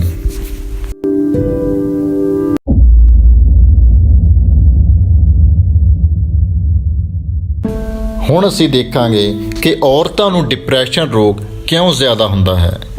ਕਈ ਵਿਗਿਆਨੀ ਔਰਤਾਂ ਅਤੇ ਮਰਦਾਂ ਵਿੱਚ ਰੋਗ ਦੇ ਇਸ ਫਰਕ ਨੂੰ ਇਸ ਕਰਕੇ ਸਮਝਦੇ ਹਨ ਕਿ ਔਰਤਾਂ ਦਿਲ ਦੀ ਗੱਲ ਕਰ ਲੈਂਦੀਆਂ ਹਨ ਅਤੇ ਇਲਾਜ ਲਈ ਉਪਰਾਲਾ ਕਰਦੀਆਂ ਹਨ, ਇਸ ਲਈ ਇਹਨਾਂ ਦੀ ਗਿਣਤੀ ਜ਼ਿਆਦਾ ਲੱਗਦੀ ਹੈ।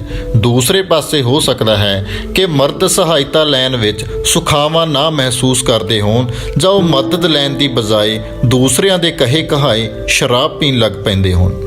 ਨਸ਼ਾ ਛੁਡਾਉਣ ਵਾਲੇ ਪੰਜਾਬੀ ਮਰਦਾਂ ਦੇ ਗਰੁੱਪਾਂ ਵਿੱਚ ਅਸੀਂ ਅਕਸਰ ਦੇਖਦੇ ਹਾਂ ਕਿ ਚੌਥਾ ਹਿੱਸਾ ਲੋਕ ਡਿਪਰੈਸ਼ਨ ਹੇਠ ਹੁੰਦੇ ਹਨ ਅਤੇ ਉਹਨਾਂ ਨੂੰ ਡਿਪਰੈਸ਼ਨ ਦੇ ਇਲਾਜ ਲਈ ਭੇਜੀਦਾ ਹੈ। ਇਹ ਕਹਿਣਾ ਕਾਫੀ ਠੀਕ ਹੋਵੇਗਾ ਕਿ ਕੁਝ ਪੰਜਾਬੀ ਮਰਦਾਂ ਵਿੱਚ ਡਿਪਰੈਸ਼ਨ ਅਕਸਰ ਨਸ਼ੇ ਥੱਲੇ ਦੱਬਿਆ ਰਹਿੰਦਾ ਹੈ ਅਤੇ ਇਹ ਰੋਗ ਹੋਰ ਵੱਧਦਾ ਰਹਿੰਦਾ ਹੈ, ਪਰ ਕੁਝ ਵਿਗਿਆਨੀ ਡਿਪਰੈਸ਼ਨ ਵਿਚਲੇ ਇਸ ਫਰਕ ਨੂੰ ਸਮਾਜੀ ਅਤੇ ਮਾਨਸਿਕ ਕਾਰਨਾਂ ਦੇ ਨਾਲ-ਨਾਲ ਔਰਤ ਸਰੀਰਕ ਤੌਰ ਤੇ ਜੋ ਤਬਦੀਲੀਆਂ ਵਿੱਚੋਂ ਲੰਘਦੀ ਹੈ, ਉਹਨਾਂ ਨੂੰ ਵੀ ਇੱਕ ਖਾਸ ਕਾਰਨ ਸਮਝਦੇ ਹਨ। ਇਹਨਾਂ ਤਬਦੀਲੀਆਂ ਦੌਰਾਨ ਔਰਤਾਂ ਵਿੱਚ ਪਾਏ ਜਾਂਦੇ ਹਾਰਮੋਨ ਈਸਟ੍ਰੋਜਨ ਵਿੱਚ ਬਹੁਤ ਉਤਾਰ ਚੜ੍ਹਾਅ ਆਉਂਦੇ ਹਨ। ਇੱਥੇ ਅਸੀਂ ਮਨੋਸਮਾਜਿਕ ਅਤੇ ਸੱਭਿਆਚਾਰਕ ਕਾਰਨਾਂ ਤੋਂ ਗੱਲ ਸ਼ੁਰੂ ਕਰਦੇ ਹਾਂ, ਪਰ ਇਸ ਦਾ ਮਤਲਬ ਇਹ ਨਹੀਂ ਕਿ ਸਰੀਰਕ ਕਾਰਨ ਘੱਟ ਮਹੱਤਤਾ ਰੱਖਦੇ ਹਨ। ਨੰਬਰ 1, ਸਮਾਜੀ ਅਤੇ ਸੱਭਿਆਚਾਰਕ ਕਾਰਨ। ਕੋਈ ਸਮਾਜ ਔਰਤ ਨੂੰ ਕਿੰਨੀ ਕੁ ਇੱਜ਼ਤ ਦਿੰਦਾ ਹੈ, ਇਹ ਬਹੁਤ ਮਹੱਤਵਪੂਰਨ ਗੱਲ ਹੈ। ਜਿਸ ਸਮਾਜ ਵਿੱਚ ਔਰਤਾਂ ਦੀ ਇੱਜ਼ਤ ਨਹੀਂ ਅਤੇ ਉਸ 'ਤੇ ਕੰਮ ਅਤੇ ਜ਼ਿੰਮੇਵਾਰੀਆਂ ਦਾ ਬੋਝ ਵੀ ਜ਼ਿਆਦਾ ਹੈ, ਤਾਂ ਔਰਤ ਨੂੰ ਡਿਪਰੈਸ਼ਨ ਹੋਣ ਦਾ ਖਤਰਾ ਜ਼ਿਆਦਾ ਹੋ ਜਾਂਦਾ ਹੈ। ਇਸ ਦਾ ਇਹ ਮਤਲਬ ਨਹੀਂ ਕਿ ਔਰਤ ਕਮਜ਼ੋਰ ਹੈ, ਪਰ ਕੁਝ ਕਾਰਨਾਂ ਵੱਲ ਧਿਆਨ ਦੇਣ ਦੀ ਜ਼ਰੂਰਤ ਹੈ, ਜਿਵੇਂ ਕਿ ਪਤੀ ਪਤਨੀ ਦੇ ਸੰਬੰਧਾਂ ਵਿੱਚ ਮਾਰ ਕੁਟਾਈ ਜਾਂ ਪਤੀ ਵੱਲੋਂ ਕੋਈ ਹੋਰ ਵਧੀਕੀਆਂ ਕਰਨੀਆਂ, ਪਤੀ ਸ਼ਰਾਬੀ ਜਾਂ ਕੋਈ ਹੋਰ ਨਸ਼ਾ ਕਰਦਾ ਹੋਵੇ। ਇਹਨਾਂ ਦੁੱਖਾਂ ਕਰਕੇ ਡਿਪਰੈਸ਼ਨ ਸ਼ੁਰੂ ਹੋ ਸਕਦਾ ਹੈ ਜਾਂ ਜੇ ਪਹਿਲਾਂ ਹੈ ਤਾਂ ਵੱਧ ਸਕਦਾ ਹੈ। ਘਰ ਵਿੱਚ ਬਰਾਬਰਤਾ ਨਾ ਹੋਣੀ, ਔਰਤ ਨੂੰ ਬਾਹਰ ਵੀ ਨੌਕਰੀ ਕਰਨੀ ਪੈਣੀ ਅਤੇ ਘਰ ਦਾ ਸਾਰਾ ਕੰਮ ਅਤੇ ਬੱਚਿਆਂ ਦੀ ਦੇਖਭਾਲ ਦਾ ਬੋਝ ਔਰਤ ਨੂੰ ਸਰੀਰਕ ਤੌਰ ਤੇ ਹੀ ਨਹੀਂ ਮਾਨਸਿਕ ਤੌਰ ਤੇ ਵੀ ਰੋਗੀ ਕਰ ਸਕਦਾ ਹੈ। ਇਮੀਗ੍ਰੈਂਟ ਔਰਤਾਂ ਨਾਲ ਨਸਲੀ ਵਿਤਕਰਾ ਵੀ ਹੋ ਜਾਣਾ। ਕਈ ਵਾਰੀ ਪਿਛਲੀ ਕੀਤੀ ਪੜ੍ਹਾਈ ਦੀ ਇੱਥੇ ਕਦਰ ਨਹੀਂ ਪੈਂਦੀ ਅਤੇ ਔਰਤ ਆਪਣੇ ਆਪ ਨੂੰ ਬੇਕਾਰ ਸਮਝਣ ਲੱਗ ਪੈਂਦੀ ਹੈ। ਕਈ ਵਾਰੀ ਅੰਗਰੇਜ਼ੀ ਚੰਗੀ ਤਰ੍ਹਾਂ ਨਾ ਆਉਣ ਕਰਕੇ ਵੀ ਨਵੇਂ ਮੁਲਕ ਵਿੱਚ ਆਪਣੇ ਹੱਕਾਂ ਅਤੇ ਕਾਨੂੰਨਾਂ ਦਾ ਨਹੀਂ ਪਤਾ ਹੁੰਦਾ। ਬਚਪਨ ਅਤੇ ਜਵਾਨੀ ਵੇਲੇ ਹੋਇਆ ਦੁਰਵਿਵਹਾਰ, ਭਾਵਨਾਤਮਕ, ਸਰੀਰਕ ਅਤੇ ਸੈਕਸ ਦੇ ਮਸਲੇ ਵਿੱਚ ਸੈਕਸੁਅਲ ਦੁਰਵਿਵਹਾਰ ਔਰਤ ਵਿੱਚ ਡਿਪਰੈਸ਼ਨ ਲਿਆ ਸਕਦਾ ਹੈ। ਨੰਬਰ 2, ਸਰੀਰਕ ਤਬਦੀਲੀਆਂ। ਔਰਤ ਸਰੀਰਕ ਤੌਰ ਤੇ ਬਹੁਤ ਤਬਦੀਲੀਆਂ ਵਿੱਚੋਂ ਲੰਘਦੀ ਹੈ, ਜਿਵੇਂ ਮੁਟਿਆਰ ਹੁੰਦੀ ਹੈ, ਮਾਂ ਬਣਦੀ ਹੈ। ਹਰ ਮਹੀਨੇ ਮਾਹਵਾਰੀ ਦੌਰਾਨ ਮੂਡ ਵਿੱਚ ਵੀ ਬਹੁਤ ਤਬਦੀਲੀਆਂ ਆ ਸਕਦੀਆਂ ਹਨ। 14 ਤੋਂ 18 ਸਾਲ ਦੀ ਉਮਰ ਦੌਰਾਨ ਕੁੜੀਆਂ ਮੁੰਡਿਆਂ ਨਾਲੋਂ ਵਧੇਰੇ ਡਿਪਰੈਸ਼ਨ ਵਿੱਚ ਆਉਂਦੀਆਂ ਹਨ। ਸ਼ਾਇਦ ਸਰੀਰਕ ਦਿੱਖ ਬਾਰੇ ਕੁੜੀਆਂ ਨੂੰ ਜ਼ਿਆਦਾ ਫਿਕਰ ਰਹਿੰਦਾ ਹੈ। ਮਾਹਵਾਰੀ ਤੋਂ ਪਹਿਲਾਂ ਅਤੇ ਮਾਹਵਾਰੀ ਦੌਰਾਨ ਔਰਤ ਸਰੀਰਕ ਔਖਿਆਈਆਂ ਮਹਿਸੂਸ ਕਰਦੀ ਹੈ, ਜਿਵੇਂ ਸਿਰ ਦਰਦ, ਹਲਕਾ ਅਫਰੇਮਾ ਦਰਦ, ਛਾਤੀਆਂ ਕੋਮਲ ਹੋ ਜਾਣੀਆਂ। ਭਾਵਨਾਵਾਂ ਵਿੱਚ ਤਬਦੀਲੀ ਆਉਂਦੀ ਹੈ, ਜਿਵੇਂ ਖਿੱਚ, ਘਬਰਾਹਟ ਅਤੇ ਉਦਾਸੀ। ਗਰਭ ਅਵਸਥਾ ਦੌਰਾਨ ਅਤੇ ਬੱਚਾ ਪੈਦਾ ਹੋਣ ਤੋਂ ਬਾਅਦ ਹਾਰਮੋਨਾਂ ਵਿੱਚ ਬਹੁਤ ਜ਼ਿਆਦਾ ਤਬਦੀਲੀਆਂ ਆਉਂਦੀਆਂ ਹਨ, ਜੋ ਮੂਡ ਤੇ ਬਹੁਤ ਅਸਰ ਪਾ ਸਕਦੀਆਂ ਹਨ। ਜਦ ਔਰਤ ਮਾਂ ਨਹੀਂ ਬਣ ਸਕਦੀ ਤਾਂ ਇਸ ਲਈ ਜੋ ਹਾਰਮੋਨ ਦੇ ਕੇ ਇਲਾਜ ਕੀਤਾ ਜਾਂਦਾ ਹੈ ਉਹ ਵੀ ਡਿਪਰੈਸ਼ਨ ਪੈਦਾ ਕਰ ਸਕਦਾ ਹੈ। ਜਦ ਢਲਦੀ ਉਮਰ ਵਿੱਚ ਮਾਹਵਾਰੀ ਬੰਦ ਹੁੰਦੀ ਹੈ ਤਦ ਵੀ ਡਿਪਰੈਸ਼ਨ ਸ਼ੁਰੂ ਹੋਣ ਦੇ ਮੌਕੇ ਵੱਧ ਜਾਂਦੇ ਹਨ। ਹੁਣ ਅਸੀਂ ਦੇਖਾਂਗੇ ਕਿ ਡਿਪਰੈਸ਼ਨ ਹੋਣ ਦਾ ਖਤਰਾ ਵਧਾਉਣ ਵਾਲੀਆਂ ਕਿਹੜੀਆਂ-ਕਿਹੜੀਆਂ ਗੱਲਾਂ ਹਨ। ਡਿਪਰੈਸ਼ਨ ਹੋਣ ਦਾ ਖਤਰਾ ਵਧਾਉਣ ਵਾਲੀਆਂ ਕੁਝ ਗੱਲਾਂ ਮਰਦਾਂ ਅਤੇ ਔਰਤਾਂ ਵਿੱਚ ਉਹੀ ਹਨ। ਔਰਤਾਂ ਵਿੱਚ ਵੀ ਡਿਪਰੈਸ਼ਨ ਹੋਣ ਦਾ ਖਤਰਾ ਵੱਧ ਜਾਂਦਾ ਹੈ ਜੇਕਰ ਪਰਿਵਾਰ ਵਿੱਚ ਡਿਪਰੈਸ਼ਨ ਪਹਿਲਾਂ ਕਿਸੇ ਮਾਪੇ ਨੂੰ ਹੋਵੇ ਜਾਂ ਛੋਟੀ ਉਮਰ ਵਿੱਚ ਮਾਂ ਜਾਂ ਪਿਓ ਦਾ ਮਰ ਜਾਣਾ, ਜੀਵਨ ਸਾਥੀ ਦਾ ਮਰ ਜਾਣਾ। ਕਈ ਵਾਰੀ ਕਿਸੇ ਸਰੀਰਕ ਰੋਗ ਕਰਕੇ ਜਾਂ ਕਿਸੇ ਦਵਾਈ ਕਰਕੇ ਵੀ ਡਿਪਰੈਸ਼ਨ ਛਿੜ ਸਕਦਾ ਹੈ। ਅਸੀਂ ਇੱਥੇ ਉਹਨਾਂ ਸਾਰੇ ਕਾਰਨਾਂ ਬਾਰੇ ਚਰਚਾ ਕਰਾਂਗੇ ਜਿਨ੍ਹਾਂ ਕਰਕੇ ਡਿਪਰੈਸ਼ਨ ਹੋਣ ਦਾ ਖਤਰਾ ਵੱਧ ਜਾਂਦਾ ਹੈ। ਕਿਸੇ ਵੀ ਸਰੀਰਕ ਬਿਮਾਰੀ ਕਰਕੇ ਡਿਪਰੈਸ਼ਨ ਹੋ ਸਕਦਾ ਹੈ, ਜਿਵੇਂ ਕਿ ਥਾਇਰਾਇਡ, ਗਠੀਆ, ਲੂਪਸ, ਨਿਮੋਨੀਆ, ਡਿਮੈਂਸ਼ੀਆ, ਅਧਰੰਗ, ਕੈਂਸਰ, ਦਿਲ ਦੀ ਬਿਮਾਰੀ, ਸ਼ੂਗਰ ਰੋਗ, ਵਿਟਾਮਿਨ ਬੀ ਦੀ ਘਾਟ। ਇਸ ਤੋਂ ਇਲਾਵਾ ਬਹੁਤ ਸਾਰੀਆਂ ਦਵਾਈਆਂ ਵੀ ਡਿਪਰੈਸ਼ਨ ਦਾ ਕਾਰਨ ਬਣ ਸਕਦੀਆਂ ਹਨ, ਜਿਵੇਂ ਕਿ ਬਿਮਾਰੀਆਂ ਤੋਂ ਠੀਕ ਹੋਣ ਲਈ ਜੋ ਅਸੀਂ ਦਵਾਈਆਂ ਖਾਂਦੇ ਹਾਂ ਉਹਨਾਂ ਵਿੱਚੋਂ ਕੁਝ ਡਿਪਰੈਸ਼ਨ ਪੈਦਾ ਕਰ ਸਕਦੀਆਂ ਹਨ। ਨੀਂਦ ਮਾੜੀ ਆਉਣੀ, ਡਿਪਰੈਸ਼ਨ ਕਰਕੇ ਵੀ ਨੀਂਦ ਵਿੱਚ ਵਿਘਨ ਪੈਂਦਾ ਹੈ, ਪਰ ਮਾੜੀ ਨੀਂਦ ਨਾਲ ਵੀ ਡਿਪਰੈਸ਼ਨ ਹੋਣ ਦੀ ਸੰਭਾਵਨਾ ਵੱਧ ਜਾਂਦੀ ਹੈ। ਸ਼ਰਾਬ, ਅਫੀਮ ਅਤੇ ਹੋਰ ਨਸ਼ੀਲੀਆਂ ਡਰੱਗਸ ਦੀ ਵਰਤੋਂ ਕਰਨ ਨਾਲ ਵੀ ਡਿਪਰੈਸ਼ਨ ਹੋ ਸਕਦਾ ਹੈ।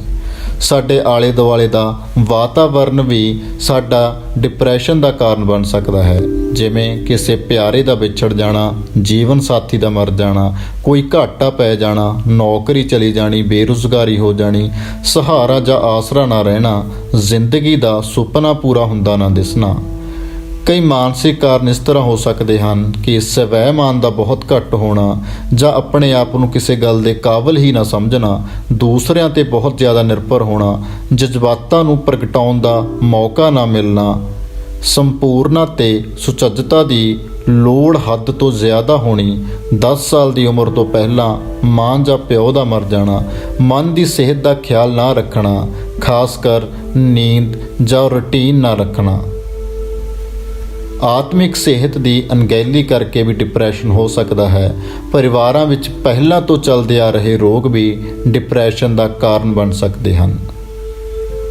ਹੁਣ ਅਸੀਂ ਦੇਖਾਂਗੇ ਕਿ ਡਿਪਰੈਸ਼ਨ ਦਾ ਇਲਾਜ ਕਿਵੇਂ ਕੀਤਾ ਜਾਂਦਾ ਹੈ। ਕਈ ਵਾਰੀ ਔਰਤ ਨੂੰ ਪਛਾਣ ਹੀ ਨਹੀਂ ਆਉਂਦੀ ਕਿ ਉਸ ਨੂੰ ਡਿਪਰੈਸ਼ਨ ਹੈ। ਡਿਪਰੈਸ਼ਨ ਵਿੱਚ ਔਰਤ ਮਹਿਸੂਸ ਕਰਦੀ ਹੈ ਕਿ ਮੇਰੀ ਜ਼ਿੰਦਗੀ ਹੀ ਐਵੇਂ ਦੀ ਹੈ ਅਤੇ ਹਾਲਾਤ ਐਵੇਂ ਹੀ ਰਹਿਣਗੇ। ਮਦਦ ਲੈਣ ਦਾ ਖਿਆਲ ਜੇ ਆਉਂਦਾ ਵੀ ਹੈ ਪਰ ਮਨ ਵਿੱਚ ਕੋਈ ਆਸ ਨਹੀਂ ਬਚਦੀ। ਡਿਪਰੈਸ਼ਨ ਸੱਤਿਆ ਖਿੱਚ ਲੈਂਦਾ ਹੈ ਅਤੇ ਔਰਤ ਦਾ ਸਵੈ-ਮਾਨ ਵੀ ਘਟਾਉਂਦਾ ਹੈ। ਇਸ ਵਿੱਚ ਔਰਤ ਨੂੰ ਪਰਿਵਾਰ ਦੇ ਮੈਂਬਰਾਂ ਜਾਂ ਸਹੇਲੀਆਂ ਤੋਂ ਹੱਲਾਸ਼ੇਰੀ ਨਾਲ ਹੀ ਇਲਾਜ ਵੱਲ ਪ੍ਰੇਰਨਾ ਪੈਂਦਾ ਹੈ। ਡਿਪਰੈਸ਼ਨ ਇੱਕ ਰੋਗ ਹੈ ਜਿਸ ਤੇ ਇਲਾਜ ਦੀ ਜ਼ਰੂਰਤ ਹੁੰਦੀ ਹੈ। ਆਪਣੇ ਡਾਕਟਰ ਨਾਲ ਸਲਾਹ ਕਰੋ। ਡਿਪਰੈਸ਼ਨ ਬਾਰੇ ਅਸੀਂ ਜਾਣਕਾਰੀ ਦਿੱਤੀ ਹੈ ਕਿ ਕਿਹੜੇ ਲੱਛਣ ਹੁੰਦੇ ਹਨ, ਪਰ ਕਦੀ ਵੀ ਆਪਣਾ ਨਿਰੀਖਣ ਆਪ ਨਾ ਕਰੋ। ਇਸ ਲਈ ਹੀ ਇਸ ਵੀਡੀਓ ਵਿੱਚ ਅਸੀਂ ਕੋਈ ਐਸਾ ਟੈਸਟ ਨਹੀਂ ਤਜਵੀਜ਼ ਕਰ ਰਹੇ। ਆਪਣੇ ਡਾਕਟਰ ਕੋਲੋਂ ਆਪਣਾ ਚੈੱਕਅਪ ਕਰਵਾਓ। ਜਦ ਵੀ ਪਹਿਲੀ ਵਾਰੀ ਡਾਕਟਰ ਮਾਨਸਿਕ ਬਿਮਾਰੀ ਵਾਲੇ ਵਿਅਕਤੀ ਦਾ ਨਿਰੀਖਣ ਕਰਦਾ ਹੈ ਤਾਂ ਉਹ ਇਹ ਪਤਾ ਲਾਉਣ ਦੀ ਕੋਸ਼ਿਸ਼ ਕਰਦਾ ਹੈ ਕਿ ਕੀ ਉਸ ਵਿਅਕਤੀ ਨੂੰ ਮਾਨਸਿਕ ਰੋਗ ਹੈ ਅਤੇ ਜੇਕਰ ਹੈ ਤਾਂ ਇਹ ਰੋਗ ਕਿਸ ਤਰ੍ਹਾਂ ਦਾ ਹੈ ਅਤੇ ਕਿੰਨਾ ਕੁ ਗੰਭੀਰ ਹੈ। ਆਮ ਤੌਰ ਤੇ ਇਹ ਸਾਰੀ ਕਾਰਵਾਈ ਦੌਰਾਨ ਰੋਗੀ ਦੀ ਸਰੀਰਕ ਅਤੇ ਮਾਨਸਿਕ ਹਾਲਤ ਦਾ ਨਿਰੀਖਣ ਕੀਤਾ ਜਾਂਦਾ ਹੈ। ਤੁਸੀਂ ਵੀ ਡਾਕਟਰ ਨੂੰ ਸਵਾਲ ਪੁੱਛ ਸਕਦੇ ਹੋ। ਅਸੀਂ ਕੁਝ ਸਵਾਲ ਲਿਖ ਰਹੇ ਹਾਂ ਜਿਨ੍ਹਾਂ ਦੇ ਜਵਾਬ ਤੁਹਾਨੂੰ ਰੋਗ ਨੂੰ ਸਮਝਣ ਅਤੇ ਇਸ ਤੋਂ ਠੀਕ ਹੋਣ ਲਈ ਸਹਾਈ ਹੋਣਗੇ।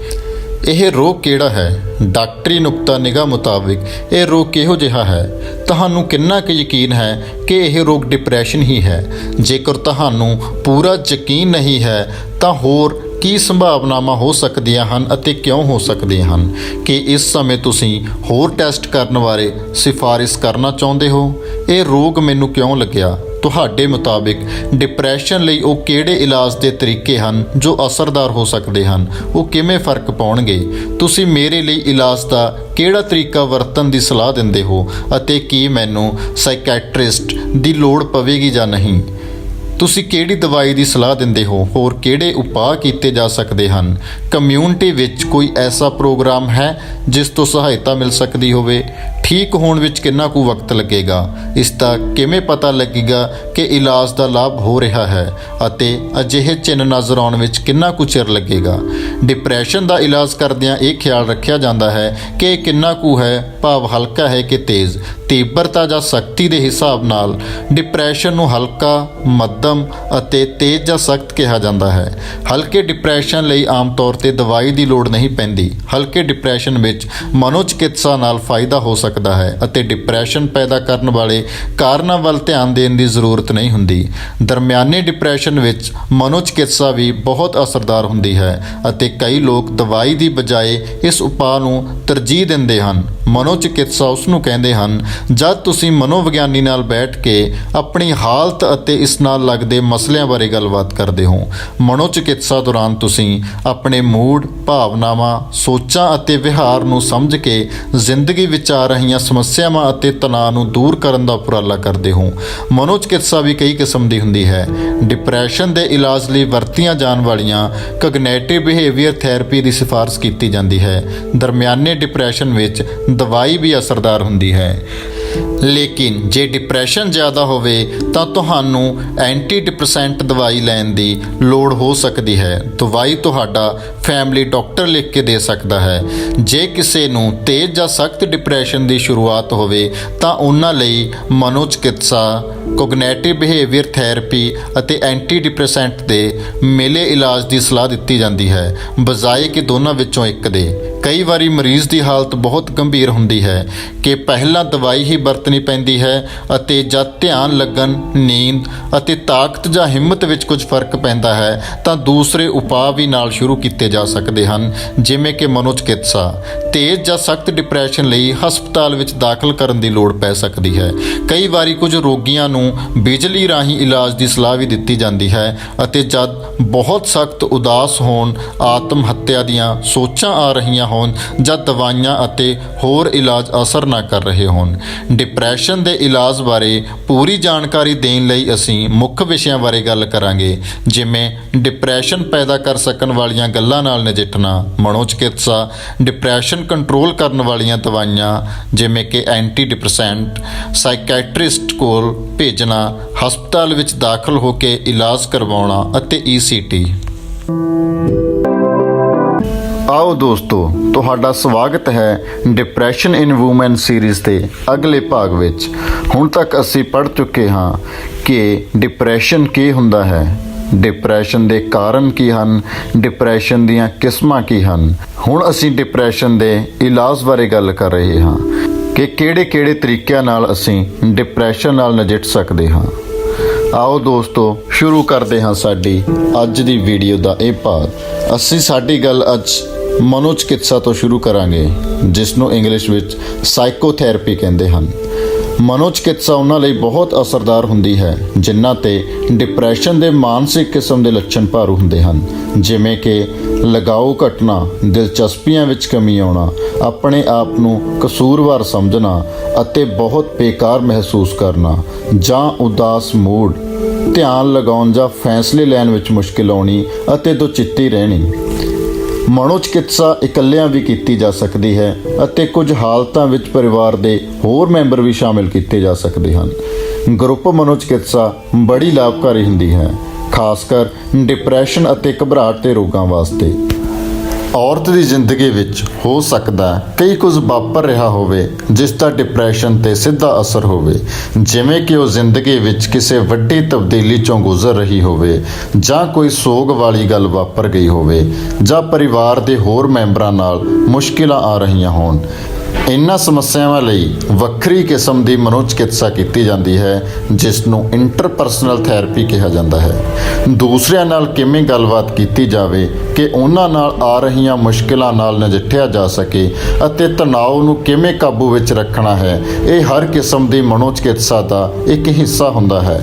ਕੋਗਨਿਟਿਵ ਬਿਹੇਵੀਅਰ ਥੈਰੇਪੀ ਇਸ ਦੇ ਰਾਹੀਂ ਸੋਚ ਦੇ ਪੈਂਤੜਿਆਂ ਨੂੰ ਸਮਝਿਆ ਜਾਂਦਾ ਹੈ ਅਤੇ ਬਦਲ ਕੇ ਉਸਾਰੂ ਸੋਚਾਂ ਵੱਲ ਲਿਜਾਇਆ ਜਾਂਦਾ ਹੈ। ਸੋਚਾਂ ਦੇ ਨਾਲ-ਨਾਲ ਵਿਹਾਰ ਹੀ ਕੁਝ ਅਜਿਹੇ ਹੁੰਦੇ ਹਨ ਜਿਨ੍ਹਾਂ ਨੂੰ ਬਦਲਣ ਦੀ ਲੋੜ ਹੁੰਦੀ ਹੈ। ਅਕਸਰ ਦੇਰ ਤੋਂ ਚੱਲਦੇ ਆ ਰਹੇ ਸੋਚ ਦੇ ਪੈਂਤੜਿਆਂ ਅਤੇ ਆਦਤਾਂ ਕਰਕੇ ਅਜਿਹੀਆਂ ਮੁਸ਼ਕਿਲਾਂ ਤੁਰੀਆਂ ਰਹਿੰਦੀਆਂ ਹਨ। ਸੋਚ ਦੇ ਇਹ ਪੈਂਤੜੇ, ਥਿੰਕਿੰਗ ਪੈਟਰਨ ਅਤੇ ਆਦਤਾਂ ਔਰਤ ਵਿੱਚ ਨਿਤਾਣਪਣ ਪੈਦਾ ਕਰਦੀਆਂ ਹਨ, ਸਵੈਮਾਨ ਘਟਾਉਂਦੀਆਂ ਹਨ ਅਤੇ ਨਤੀਜਾ ਇਹ ਨਿਕਲਦਾ ਹੈ ਕਿ ਔਰਤ ਦੀ ਉਦਾਸੀ ਦੂਰ ਨਹੀਂ ਹੁੰਦੀ। ਇਹਨਾਂ ਉਦਾਸ ਕਰਨ ਵਾਲੀਆਂ ਸੋਚਾਂ ਨੂੰ ਪਛਾਣਨਾ ਜ਼ਰੂਰੀ ਹੈ ਤਾਂ ਕਿ ਇਹਨਾਂ ਨੂੰ ਬਦਲਿਆ ਜਾ ਸਕੇ। ਅਸੀਂ ਹੇਠ ਉਦਾਸ ਕਰਨ ਵਾਲੀਆਂ ਸੋਚਾਂ ਜਾਂ ਸੋਚ ਵਿੱਚ ਹੋ ਸਕਦੀਆਂ ਗਲਤੀਆਂ ਦੀ ਲਿਸਟ ਦੇ ਰਹੇ ਹਾਂ। ਇਹ ਸੋਚ ਦੀਆਂ ਗਲਤੀਆਂ ਹਰ ਕੋਈ ਕਰਦਾ ਹੈ, ਪਰ ਜਿਸ ਕੋਲੋਂ ਇਹ ਗਲਤੀਆਂ ਬਹੁਤੀਆਂ ਅਤੇ ਵਾਰ-ਵਾਰ ਹੁੰਦੀਆਂ ਹਨ ਉਸ ਨੂੰ ਡਿਪਰੈਸ਼ਨ ਰੋਗ ਹੋ ਸਕਦਾ ਹੈ ਅਤੇ ਜੇ ਹੈ ਤਾਂ ਠੀਕ ਹੋਣ ਵਿੱਚ ਵੀ ਰੁਕਾਵਟਾਂ ਆ ਸਕਦੀਆਂ ਹਨ। ਸੋਚ ਵਿੱਚ ਗਲਤੀਆਂ ਦੀਆਂ ਕਿਸਮਾਂ ਜਾਂ ਉਦਾਸ ਕਰਨ ਵਾਲੀਆਂ ਸੋਚਾਂ ਦੀਆਂ ਅਸੀਂ ਇੱਥੇ ਕੁਝ ਉਦਾਹਰਨਾਂ ਦੇ ਰਹੇ ਹਾਂ, ਜਿਵੇਂ ਕਿ ਮਨ ਛਾਣਦਾ ਹੈ, ਪੁਣਦਾ ਹੈ, ਮਨ ਫਿਲਟਰ ਕਰਦਾ ਹੈ। ਮੈਂਟਲ ਫਿਲਟਰੇਸ਼ਨ ਡਿਪਰੈਸ਼ਨ ਵਿੱਚ ਮਨ ਆਲੇ ਦੁਆਲੇ ਜੋ ਹੋ ਰਿਹਾ ਹੁੰਦਾ ਹੈ ਉਸ ਵਿੱਚੋਂ ਸਿਰਫ ਮਾੜੀਆਂ ਖਬਰਾਂ, ਘਾਟਾਂ ਅਤੇ ਕਮੀਆਂ ਵੱਲ ਜ਼ਿਆਦਾ ਧਿਆਨ ਦਿੰਦਾ ਹੈ। ਇੱਕਾ ਦੁੱਕਾ ਗੱਲ ਜਾਂ ਘਟਨਾ ਤੋਂ ਸਮਝ ਲੈਣਾ ਕਿ ਸਾਰਾ ਕੁਝ ਖਰਾਬ ਹੈ। ਓਵਰ ਜਨਰਲਾਈਜੇਸ਼ਨ ਪਹਿਲਾਂ ਹੋਈ ਕੋਈ ਮਾੜੀ ਘਟਨਾ ਕਰਕੇ ਤੁਸੀਂ 1 ਮਿੰਟ ਵਿੱਚ ਹੀ ਚਿੱਟਾ ਕੱਢ ਲੈਂਦੇ ਹੋ ਕਿ ਹੁਣ ਅੱਗੇ ਤੋਂ ਵਾਰ-ਵਾਰ ਐਵੇਂ ਹੀ ਹੋਵੇਗਾ। ਸਭ ਕੁਝ ਜਾਂ ਕੁਝ ਵੀ ਨਹੀਂ ਵਾਲੀ ਸੋਚ, ਆਲ ਔਰ ਨਥਿੰਗ ਥਿੰਕਿੰਗ। ਤੁਸੀਂ ਜਾਂ ਤਾਂ ਮੋਟੇ ਹੋ ਜਾਂ ਪਤਲੇ ਹੋ, ਅਕਲਮੰਦ ਹੋ ਜਾਂ ਬੇਵਕੂਫ ਹੋ, ਉਦਾਸ ਹੋ ਜਾਂ ਖੁਸ਼ ਹੋ ਅਤੇ ਇਸੇ ਤਰ੍ਹਾਂ ਹੋਰ ਕਈ ਗੱਲਾਂ ਵਿੱਚ ਤੁਸੀਂ 2 ਕਿਨਾਰੇ ਦੇਖਦੇ ਹੋ। ਇੱਕਦਮ ਸਿੱਟਾ ਕੱਢ ਲੈਣਾ ਜਾਂ ਧਾਰਨਾ ਬਣਾ ਲੈਣੀ, ਜੰਪਿੰਗ ਟੂ ਕਨਕਲੂਜਨਸ। ਇੱਕਦਮ ਸੋਚ ਲੈਣਾ ਕਿ ਕੁਝ ਗਲਤ ਹੈ, ਕੁਝ ਮਾੜਾ ਹੈ, ਜਦ ਕਿ ਇਸ ਤਰ੍ਹਾਂ ਦੀ ਕੋਈ ਖਾਸ ਗੱਲ ਨਹੀਂ ਹੁੰਦੀ। ਜੋ ਕੁਝ ਹੋ ਰਿਹਾ ਹੁੰਦਾ ਹੈ ਉਸ ਤੋਂ ਇਸ ਤਰ੍ਹਾਂ ਦਾ ਕੋਈ ਸਬੂਤ ਨਹੀਂ ਮਿਲ ਰਿਹਾ ਹੁੰਦਾ। ਲੇਬਲ ਲਾਉਣਾ ਜਾਂ ਗਲਤ ਲੇਬਲ ਲਾਉਣਾ, ਲੇਬਲਿੰਗ ਐਂਡ ਮਿਸਲੇਬਲਿੰਗ। ਆਪਣੇ ਆਪ ਨੂੰ ਮਾੜਾ ਕਹਿੰਦੇ ਹੋ ਜਾਂ ਕਮੀਆਂ, ਘਾਟਾਂ ਵਾਲੇ ਲਫ਼ਜ਼ ਆਪਣੇ ਨਾਲ ਜੋੜ ਲੈਂਦੇ ਹੋ ਜਾਂ ਆਪਣੇ ਆਪ ਨੂੰ ਕਹਿੰਦੇ ਹੋ ਜਿਵੇਂ ਕਿ ਮੈਂ ਤਾਂ ਹਾਂ ਹੀ ਮੂਰਖ, ਚਾਹੀਦਾ, ਉਚਿਤ ਜਾਂ ਲਾਜ਼ਮੀ। ਤੁਹਾਨੂੰ ਪਤਾ ਹੈ ਕਿ ਦੁਨੀਆ ਕਿਹੋ ਜਿਹੀ ਹੋਣੀ ਚਾਹੀਦੀ ਹੈ ਅਤੇ ਇਹ ਦੁਨੀਆ ਉਸ ਤਰ੍ਹਾਂ ਦੀ ਨਹੀਂ ਜਿਸ ਤਰ੍ਹਾਂ ਦੀ ਤੁਸੀਂ ਸੋਚਦੇ ਹੋ ਕਿ ਹੋਣੀ ਚਾਹੀਦੀ ਹੈ। ਇਸ ਦਾ ਨਤੀਜਾ ਇਹ ਹੁੰਦਾ ਹੈ ਕਿ ਤੁਸੀਂ ਦੁਨੀਆ ਤੋਂ ਨਿਰਾਸ਼ ਹੋ ਜਾਂਦੇ ਹੋ। ਤੁਹਾਨੂੰ ਪਤਾ ਹੈ ਕਿ ਤੁਹਾਨੂੰ ਕਿਹੋ ਜਿਹਾ ਹੋਣਾ ਚਾਹੀਦਾ ਹੈ ਅਤੇ ਤੁਸੀਂ ਉਸ ਤਰ੍ਹਾਂ ਦੇ ਨਹੀਂ ਹੋ। ਇਸ ਦੇ ਨਤੀਜੇ ਵਜੋਂ ਤੁਸੀਂ ਆਪਣੇ ਆਪ ਨੂੰ ਕਬੂਲਦੇ ਨਹੀਂ, ਆਪਣੇ ਆਪ ਨਾਲ ਖਫਾ ਹੀ ਰਹਿੰਦੇ ਹੋ। ਹਰ ਨਿੱਕੀ ਮੋਟੀ ਗੱਲ ਤੇ ਸਮਝਣਾ ਕਿ ਪਰਲੋ ਆ ਗਈ ਹੈ। ਇੱਕ ਛੋਟੀ ਜਿਹੀ ਮਾੜੀ ਗੱਲ ਹੋ ਜਾਂਦੀ ਹੈ ਪਰ ਤੁਹਾਨੂੰ ਲੱਗਦਾ ਹੈ ਕਿ ਸਾਰੇ ਦਾ ਸਾਰਾ ਕੁਝ ਹੀ ਤਬਾਹ ਹੋ ਗਿਆ ਜਾਂ ਤਬਾਹ ਹੋ ਜਾਵੇਗਾ। ਬਿਨਾਂ ਸਬੂਤ ਗੱਲ ਨੂੰ ਆਪਣੇ ਸਿਰ ਲੈਣਾ ਜਾਂ ਦੂਸਰੇ ਸਿਰ ਮੜਨਾ। ਜਦ ਕੋਈ ਐਸੀ ਗੱਲ ਹੋ ਜਾਂਦੀ ਹੈ ਜਿਸ ਤੇ ਤੁਹਾਡਾ ਕੰਟਰੋਲ ਨਹੀਂ ਹੁੰਦਾ ਪਰ ਫਿਰ ਵੀ ਤੁਸੀਂ ਆਪਣੇ ਆਪ ਨੂੰ ਕੋਸਦੇ ਹੋ ਜਾਂ ਉਸ ਦਾ ਜੁਮਾ ਆਪਣੇ ਸਿਰ ਲੈਂਦੇ ਹੋ ਤਾਂ ਇਹ ਵੀ ਗਲਤ ਸੋਚ ਹੈ। ਗਲਤ ਤੁਲਨਾ ਕਰਨੀ। ਤੁਸੀਂ ਆਪਣੇ ਆਪ ਨੂੰ ਦੂਸਰਿਆਂ ਨਾਲ ਮੇਚ ਕੇ ਵੇਖਦੇ ਹੋ, ਆਪਣੀ ਤੁਲਨਾ ਹੋਰਾਂ ਨਾਲ ਕਰਦੇ ਹੋ। ਜਦ ਇਹ ਤੁਲਨਾ ਕਰਦੇ ਹੋ ਤਾਂ ਵੇਖਦੇ ਹੋ ਕਿ ਦੂਸਰੇ ਜ਼ਿਆਦਾ ਕਾਮਯਾਬ ਹਨ, ਦੂਸਰੇ ਜ਼ਿਆਦਾ ਖੁਸ਼ ਹਨ। ਇਹ ਲੱਗਣਾ ਕਿ ਇਨਸਾਫ ਨਹੀਂ ਹੋਇਆ। ਕਈਆਂ ਨੂੰ ਇਹ ਸੋਚ ਬਹੁਤ ਸਤਾਉਂਦੀ ਹੈ ਕਿ ਦੂਸਰੇ ਉਹਨਾਂ ਨਾਲ ਫੇਅਰ ਨਹੀਂ ਕਰਦੇ, ਦੂਸਰੇ ਉਹਨਾਂ ਨਾਲ ਇਨਸਾਫ ਨਹੀਂ ਕਰਦੇ, ਦੂਸਰੇ ਉਹਨਾਂ ਨਾਲ ਵਧੀਕੀਆਂ ਕਰਦੇ ਹਨ। ਜੇਕਰ ਕੁਝ ਹੋ ਗਿਆ, ਕਈਆਂ ਦੇ ਮਨ ਵਿੱਚ ਅਜਿਹੇ ਸਵਾਲ ਵਾਰ-ਵਾਰ ਆਉਂਦੇ ਰਹਿੰਦੇ ਹਨ ਕਿ ਜੇ ਕੰਮ ਚਲਿਆ ਗਿਆ ਫਿਰ ਕੀ ਹੋਵੇਗਾ, ਅਤੇ ਜੇ ਕੋਈ ਰੋਗ ਲੱਗ ਗਿਆ ਫਿਰ ਕੀ ਹੋਵੇਗਾ। ਭਵਿੱਖ ਬਾਰੇ ਕਈ ਤਰ੍ਹਾਂ ਦੇ ਡਰ, ਸੰਸ਼ੇ ਅਤੇ ਮਾੜੇ ਖਿਆਲ ਮਨ ਵਿੱਚ ਆਉਂਦੇ ਰਹਿੰਦੇ ਹਨ।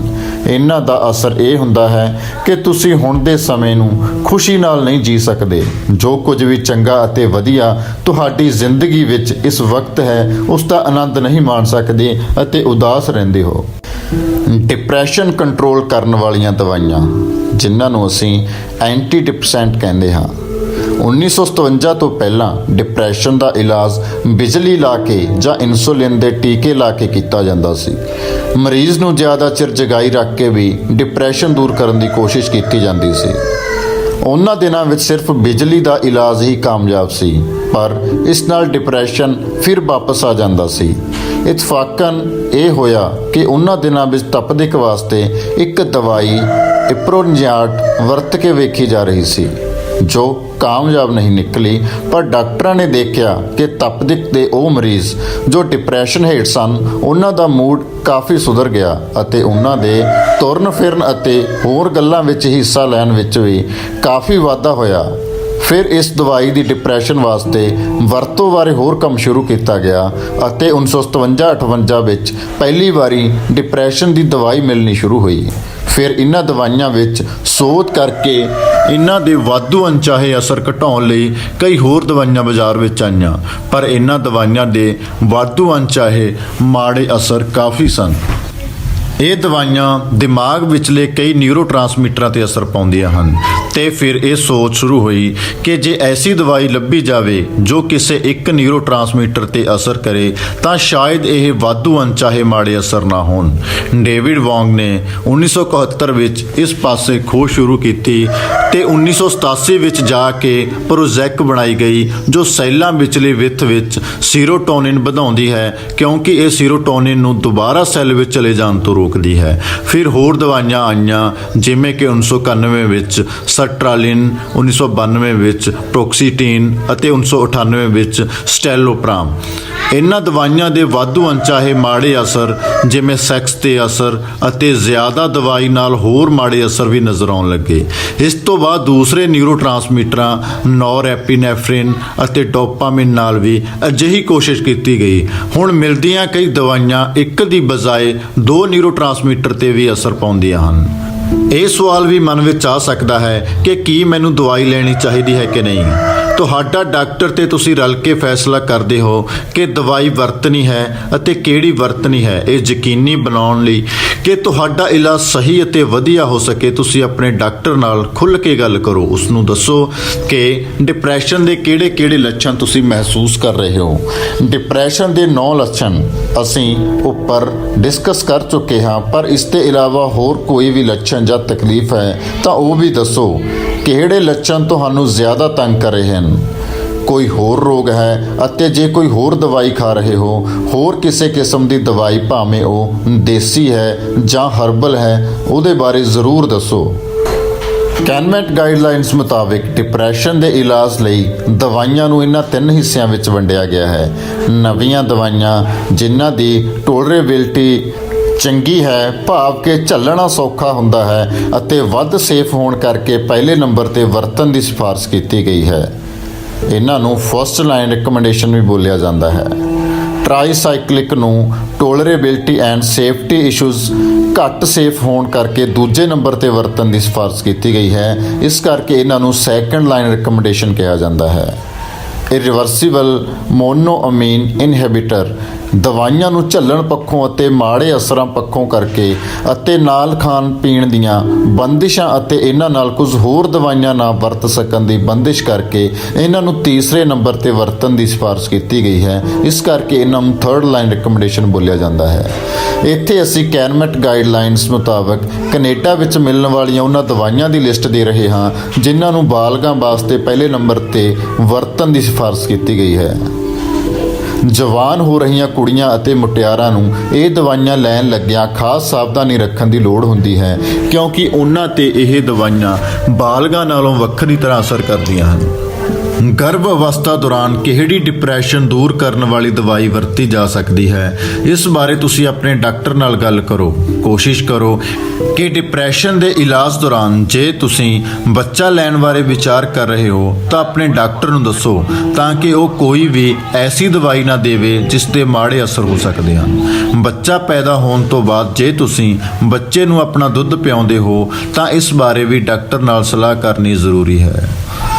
ਤਾਂ ਅਸੀਂ ਹੇਠਾਂ ਪਹਿਲੇ ਨੰਬਰ ਦੀਆਂ ਸਿਫਾਰਸ਼ਾਂ ਵਾਲੀਆਂ ਦਵਾਈਆਂ ਦੀ ਲਿਸਟ ਦੇ ਰਹੇ ਹਾਂ, ਜੋ ਤੁਸੀਂ ਸਾਡੀ ਸਕਰੀਨ ਤੇ ਦੇਖ ਸਕਦੇ ਹੋ। ਦਵਾਈ ਉਸ ਤਰ੍ਹਾਂ ਹੀ ਖਾਣੀ ਚਾਹੀਦੀ ਹੈ ਜਿਵੇਂ ਦੱਸੀ ਹੋਵੇ।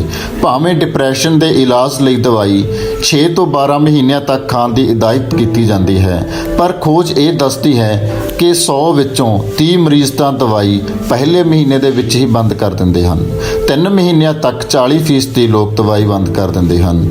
ਜੋ ਕਾਰਨ ਦੱਸੇ ਜਾਂਦੇ ਹਨ ਉਹ ਹਨ ਦਵਾਈ ਨੇ ਅਸਰ ਨਹੀਂ ਦਿਖਾਇਆ, ਨਮੋਸੀ ਮਹਿਸੂਸ ਹੋਣੀ ਕਿ ਉਹਨਾਂ ਨੂੰ ਮਾਨਸਿਕ ਰੋਗ ਹੈ, ਅਤੇ ਦਵਾਈ ਦੇ ਅਣਚਾਹੇ ਮਾੜੇ ਅਸਰ ਆਦਿ। ਮਾਹਰ ਕਹਿੰਦੇ ਹਨ ਕਿ ਦਵਾਈ ਦੇਣ ਲੱਗਿਆ ਮਰੀਜ਼ ਨੂੰ ਸਹੀ ਜਾਣਕਾਰੀ ਦੇਣੀ ਬਹੁਤ ਜ਼ਰੂਰੀ ਹੈ ਅਤੇ ਮਰੀਜ਼ਾਂ ਨੂੰ ਇਲਾਜ ਦੇ ਸ਼ੁਰੂ ਵਿੱਚ ਡਾਕਟਰ ਨਾਲ ਹਰ ਹਫ਼ਤੇ ਗੱਲ ਕਰਨੀ ਚਾਹੀਦੀ ਹੈ। ਡਿਪਰੈਸ਼ਨ ਦੇ ਸਾਰੇ ਲੱਛਣਾਂ ਨੂੰ ਦੂਰ ਹੋਣ ਵਿੱਚ ਕਈ ਮਹੀਨੇ ਲੱਗ ਜਾਂਦੇ ਹਨ ਅਤੇ ਠੀਕ ਮਹਿਸੂਸ ਹੋਣ ਤੋਂ ਬਾਅਦ ਵੀ ਕੁਝ ਮਹੀਨੇ ਦਵਾਈ ਜਾਰੀ ਰੱਖਣ ਦੀ ਜ਼ਰੂਰਤ ਹੁੰਦੀ ਹੈ। ਕਈਆਂ ਨੂੰ ਡਿਪਰੈਸ਼ਨ ਇੱਕ ਵਾਰ ਹੀ ਹੁੰਦਾ ਹੈ ਤੇ ਫਿਰ ਨਹੀਂ ਹੁੰਦਾ, ਪਰ ਕਈਆਂ ਨੂੰ ਅਕਸਰ ਇਹ ਮੁੜ-ਮੁੜ ਹੁੰਦਾ ਹੈ ਅਤੇ ਉਹਨਾਂ ਨੂੰ ਦਵਾਈ ਕਈ ਸਾਲ ਖਾਣੀ ਪੈਂਦੀ ਹੈ। ਅਣਚਾਹੇ ਮਾੜੇ ਅਸਰ। ਸਾਰੀਆਂ ਐਂਟੀ ਡਿਪਰੈਸੈਂਟ ਦਵਾਈਆਂ ਅਣਚਾਹੇ ਮਾੜੇ ਅਸਰ ਪੈਦਾ ਕਰ ਸਕਦੀਆਂ ਹਨ, ਪਰ ਹਰ ਕਿਸੇ ਨੂੰ ਉਹੀ ਅਣਚਾਹੇ ਮਾੜੇ ਅਸਰ ਨਹੀਂ ਹੁੰਦੇ ਅਤੇ ਨਾ ਹੀ ਉਨੀ ਸਖਤੀ ਨਾਲ ਹੁੰਦੇ ਹਨ। ਕਈ ਵਾਰੀ ਹਫ਼ਤੇ 10 ਦਿਨਾਂ ਤੱਕ ਇਹ ਅਣਚਾਹੇ ਮਾੜੇ ਅਸਰ ਘਟ ਜਾਂਦੇ ਹਨ ਅਤੇ ਫਿਰ ਹਟ ਜਾਂਦੇ ਹਨ, ਪਰ ਕੁਝ ਅਣਚਾਹੇ ਮਾੜੇ ਅਸਰ ਦੇਰ ਤੱਕ ਵੀ ਰਹਿ ਸਕਦੇ ਹਨ। ਜੇਕਰ ਤੁਹਾਨੂੰ ਕੋਈ ਅਣਚਾਹਿਆ ਮਾੜਾ ਅਸਰ ਹੁੰਦਾ ਹੈ ਤਾਂ ਆਪਣੇ ਡਾਕਟਰ ਨਾਲ ਸਲਾਹ ਕਰੋ ਤਾਂ ਕਿ ਇਸ ਦਾ ਕੋਈ ਹੱਲ ਲੱਭਿਆ ਜਾ ਸਕੇ। ਸਿਰ ਪੀੜ ਅਤੇ ਨੀਂਦ ਵਿੱਚ ਫਰਕ ਵਰਗੇ ਅਣਚਾਹੇ ਮਾੜੇ ਅਸਰ ਵੀ ਹੋ ਸਕਦੇ ਹਨ। ਦਵਾਈ ਸ਼ੁਰੂ ਕਰਨ ਲੱਗਿਆਂ ਕੁਝ ਦਵਾਈਆਂ ਨਾਲ ਦਿਲ ਕੱਚਾ ਹੁੰਦਾ ਹੈ, ਉਲਟੀ ਆਉਣ ਨੂੰ ਹੁੰਦੀ ਹੈ। ਐਂਟੀ ਡਿਪਰੈਸੈਂਟ ਦਵਾਈਆਂ ਨਾਲ ਭਾਰ ਵੱਧ ਸਕਦਾ ਹੈ, ਇਸ ਲਈ ਸਹੀ ਖੁਰਾਕ ਜਿਸ ਵਿੱਚ ਸਬਜ਼ੀਆਂ ਅਤੇ ਫਲ ਜ਼ਿਆਦਾ ਹੋਣ, ਮਿੱਠੇ ਤੋਂ ਪਰਹੇਜ਼ ਕੀਤਾ ਜਾਵੇ ਅਤੇ ਰੋਜ਼ਾਨਾ ਕਸਰਤ ਕੀਤੀ ਜਾਵੇ ਤਾਂ ਭਾਰ ਵਧਣ ਤੋਂ ਰੋਕਣ ਵਿੱਚ ਸਹਾਇਤਾ ਮਿਲਦੀ ਹੈ। ਕੁਝ ਡਿਪਰੈਸ਼ਨ ਦੀਆਂ ਦਵਾਈਆਂ ਜਿਵੇਂ ਬੁਪਰੋਪਿਓਨ ਭਾਰ ਨਹੀਂ ਵਧਾਉਂਦੀਆਂ। ਸਾਈਕੈਟ੍ਰਿਸਟ ਵੱਲ ਭੇਜਣਾ। ਬਿਮਾਰੀਆਂ ਦੀਆਂ ਵੱਖ-ਵੱਖ ਹਾਲਤਾਂ ਵਿੱਚ ਸਹਾਇਤਾ ਲਈ ਕਈ ਹੋਰ ਸੇਵਾਵਾਂ ਮੌਜੂਦ ਹਨ।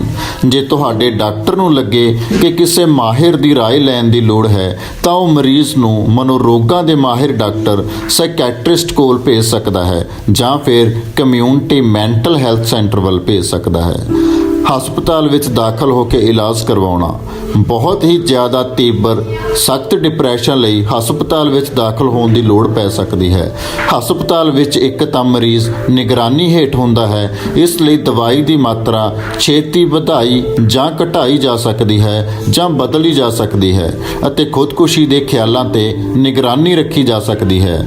ਦੂਸਰਾ, ਦਵਾਈ ਤੋਂ ਇਲਾਵਾ ਹੋਰ ਮਨੋਸਮਾਜੀ ਕਾਰਨਾਂ ਵੱਲ ਵੀ ਧਿਆਨ ਦਿੱਤਾ ਜਾਂਦਾ ਹੈ। ਇਲੈਕਟ੍ਰੋਕਨਵਲਸਿਵ ਥੈਰੇਪੀ, ਜਿਸ ਨੂੰ ਅਸੀਂ ECT ਦੇ ਨਾਮ ਨਾਲ ਜਾਣਦੇ ਹਾਂ, ਆਮ ਤੌਰ ਤੇ ਰੋਗੀਆਂ ਨੂੰ ਬਿਜਲੀ ਉਦੋਂ ਲਾਈ ਜਾਂਦੀ ਹੈ ਜਦ ਉਹ ਬਹੁਤ ਸਖਤ ਉਦਾਸ ਹੋਣ, ਆਤਮ ਹੱਤਿਆ ਦੀਆਂ ਸੋਚਾਂ ਆ ਰਹੀਆਂ ਹੋਣ ਜਾਂ ਦਵਾਈਆਂ ਅਤੇ ਹੋਰ ਇਲਾਜ ਅਸਰ ਨਾ ਕਰ ਰਹੇ ਹੋਣ। ਬਿਜਲੀ ਲਾਉਣੀ ਇੱਕ ਸੁਰੱਖਿਅਤ ਇਲਾਜ ਹੈ ਅਤੇ ਜਨਰਲ ਐਨਸਥੀਸੀਆ ਦੇ ਕੇ ਕੀਤਾ ਜਾਂਦਾ ਹੈ। ਇਹ ਐਂਟੀ ਡਿਪਰੈਸੈਂਟ ਨਾਲੋਂ ਜਲਦੀ ਅਸਰ ਕਰਦੀ ਹੈ ਅਤੇ ਕਈ ਕੇਸਾਂ ਵਿੱਚ ਇਸ ਦਾ ਇੱਕ ਕੋਰਸ ਕਾਫੀ ਫਾਇਦੇਮੰਦ ਹੋ ਸਕਦਾ ਹੈ। ਪਰਿਵਾਰ ਦੇ ਮੈਂਬਰ ਸਹਾਇਤਾ ਲਈ ਕੀ ਕਰ ਸਕਦੇ ਹਨ? ਜਿਸ ਨੂੰ ਡਿਪਰੈਸ਼ਨ ਹੁੰਦਾ ਹੈ ਉਸਦੇ ਪਰਿਵਾਰ ਦੇ ਮੈਂਬਰ ਉਸ ਬਾਰੇ ਕਾਫੀ ਚਿੰਤਾ ਕਰਦੇ ਹਨ। ਉਹਨਾਂ ਨੂੰ ਖਿਝ ਵੀ ਆ ਸਕਦੀ ਹੈ। ਕਈ ਵਾਰੀ ਤਾਂ ਇਹ ਮਹਿਸੂਸ ਹੁੰਦਾ ਹੈ ਜਿਵੇਂ ਕਿ ਰੋਗ ਉਹਨਾਂ ਦੀ ਜ਼ਿੰਦਗੀ ਤੇ ਵੀ ਹਾਵੀ ਹੋ ਗਿਆ ਹੋਵੇ। ਦੂਸਰਿਆਂ ਰੋਗਾਂ ਦੇ ਮੁਕਾਬਲੇ ਮਾਨਸਿਕ ਰੋਗ ਪਰਿਵਾਰ ਕੋਲੋਂ ਜ਼ਿਆਦਾ ਧਿਆਨ ਅਤੇ ਸਬਰ ਦੀ ਮੰਗ ਕਰਦੇ ਹਨ।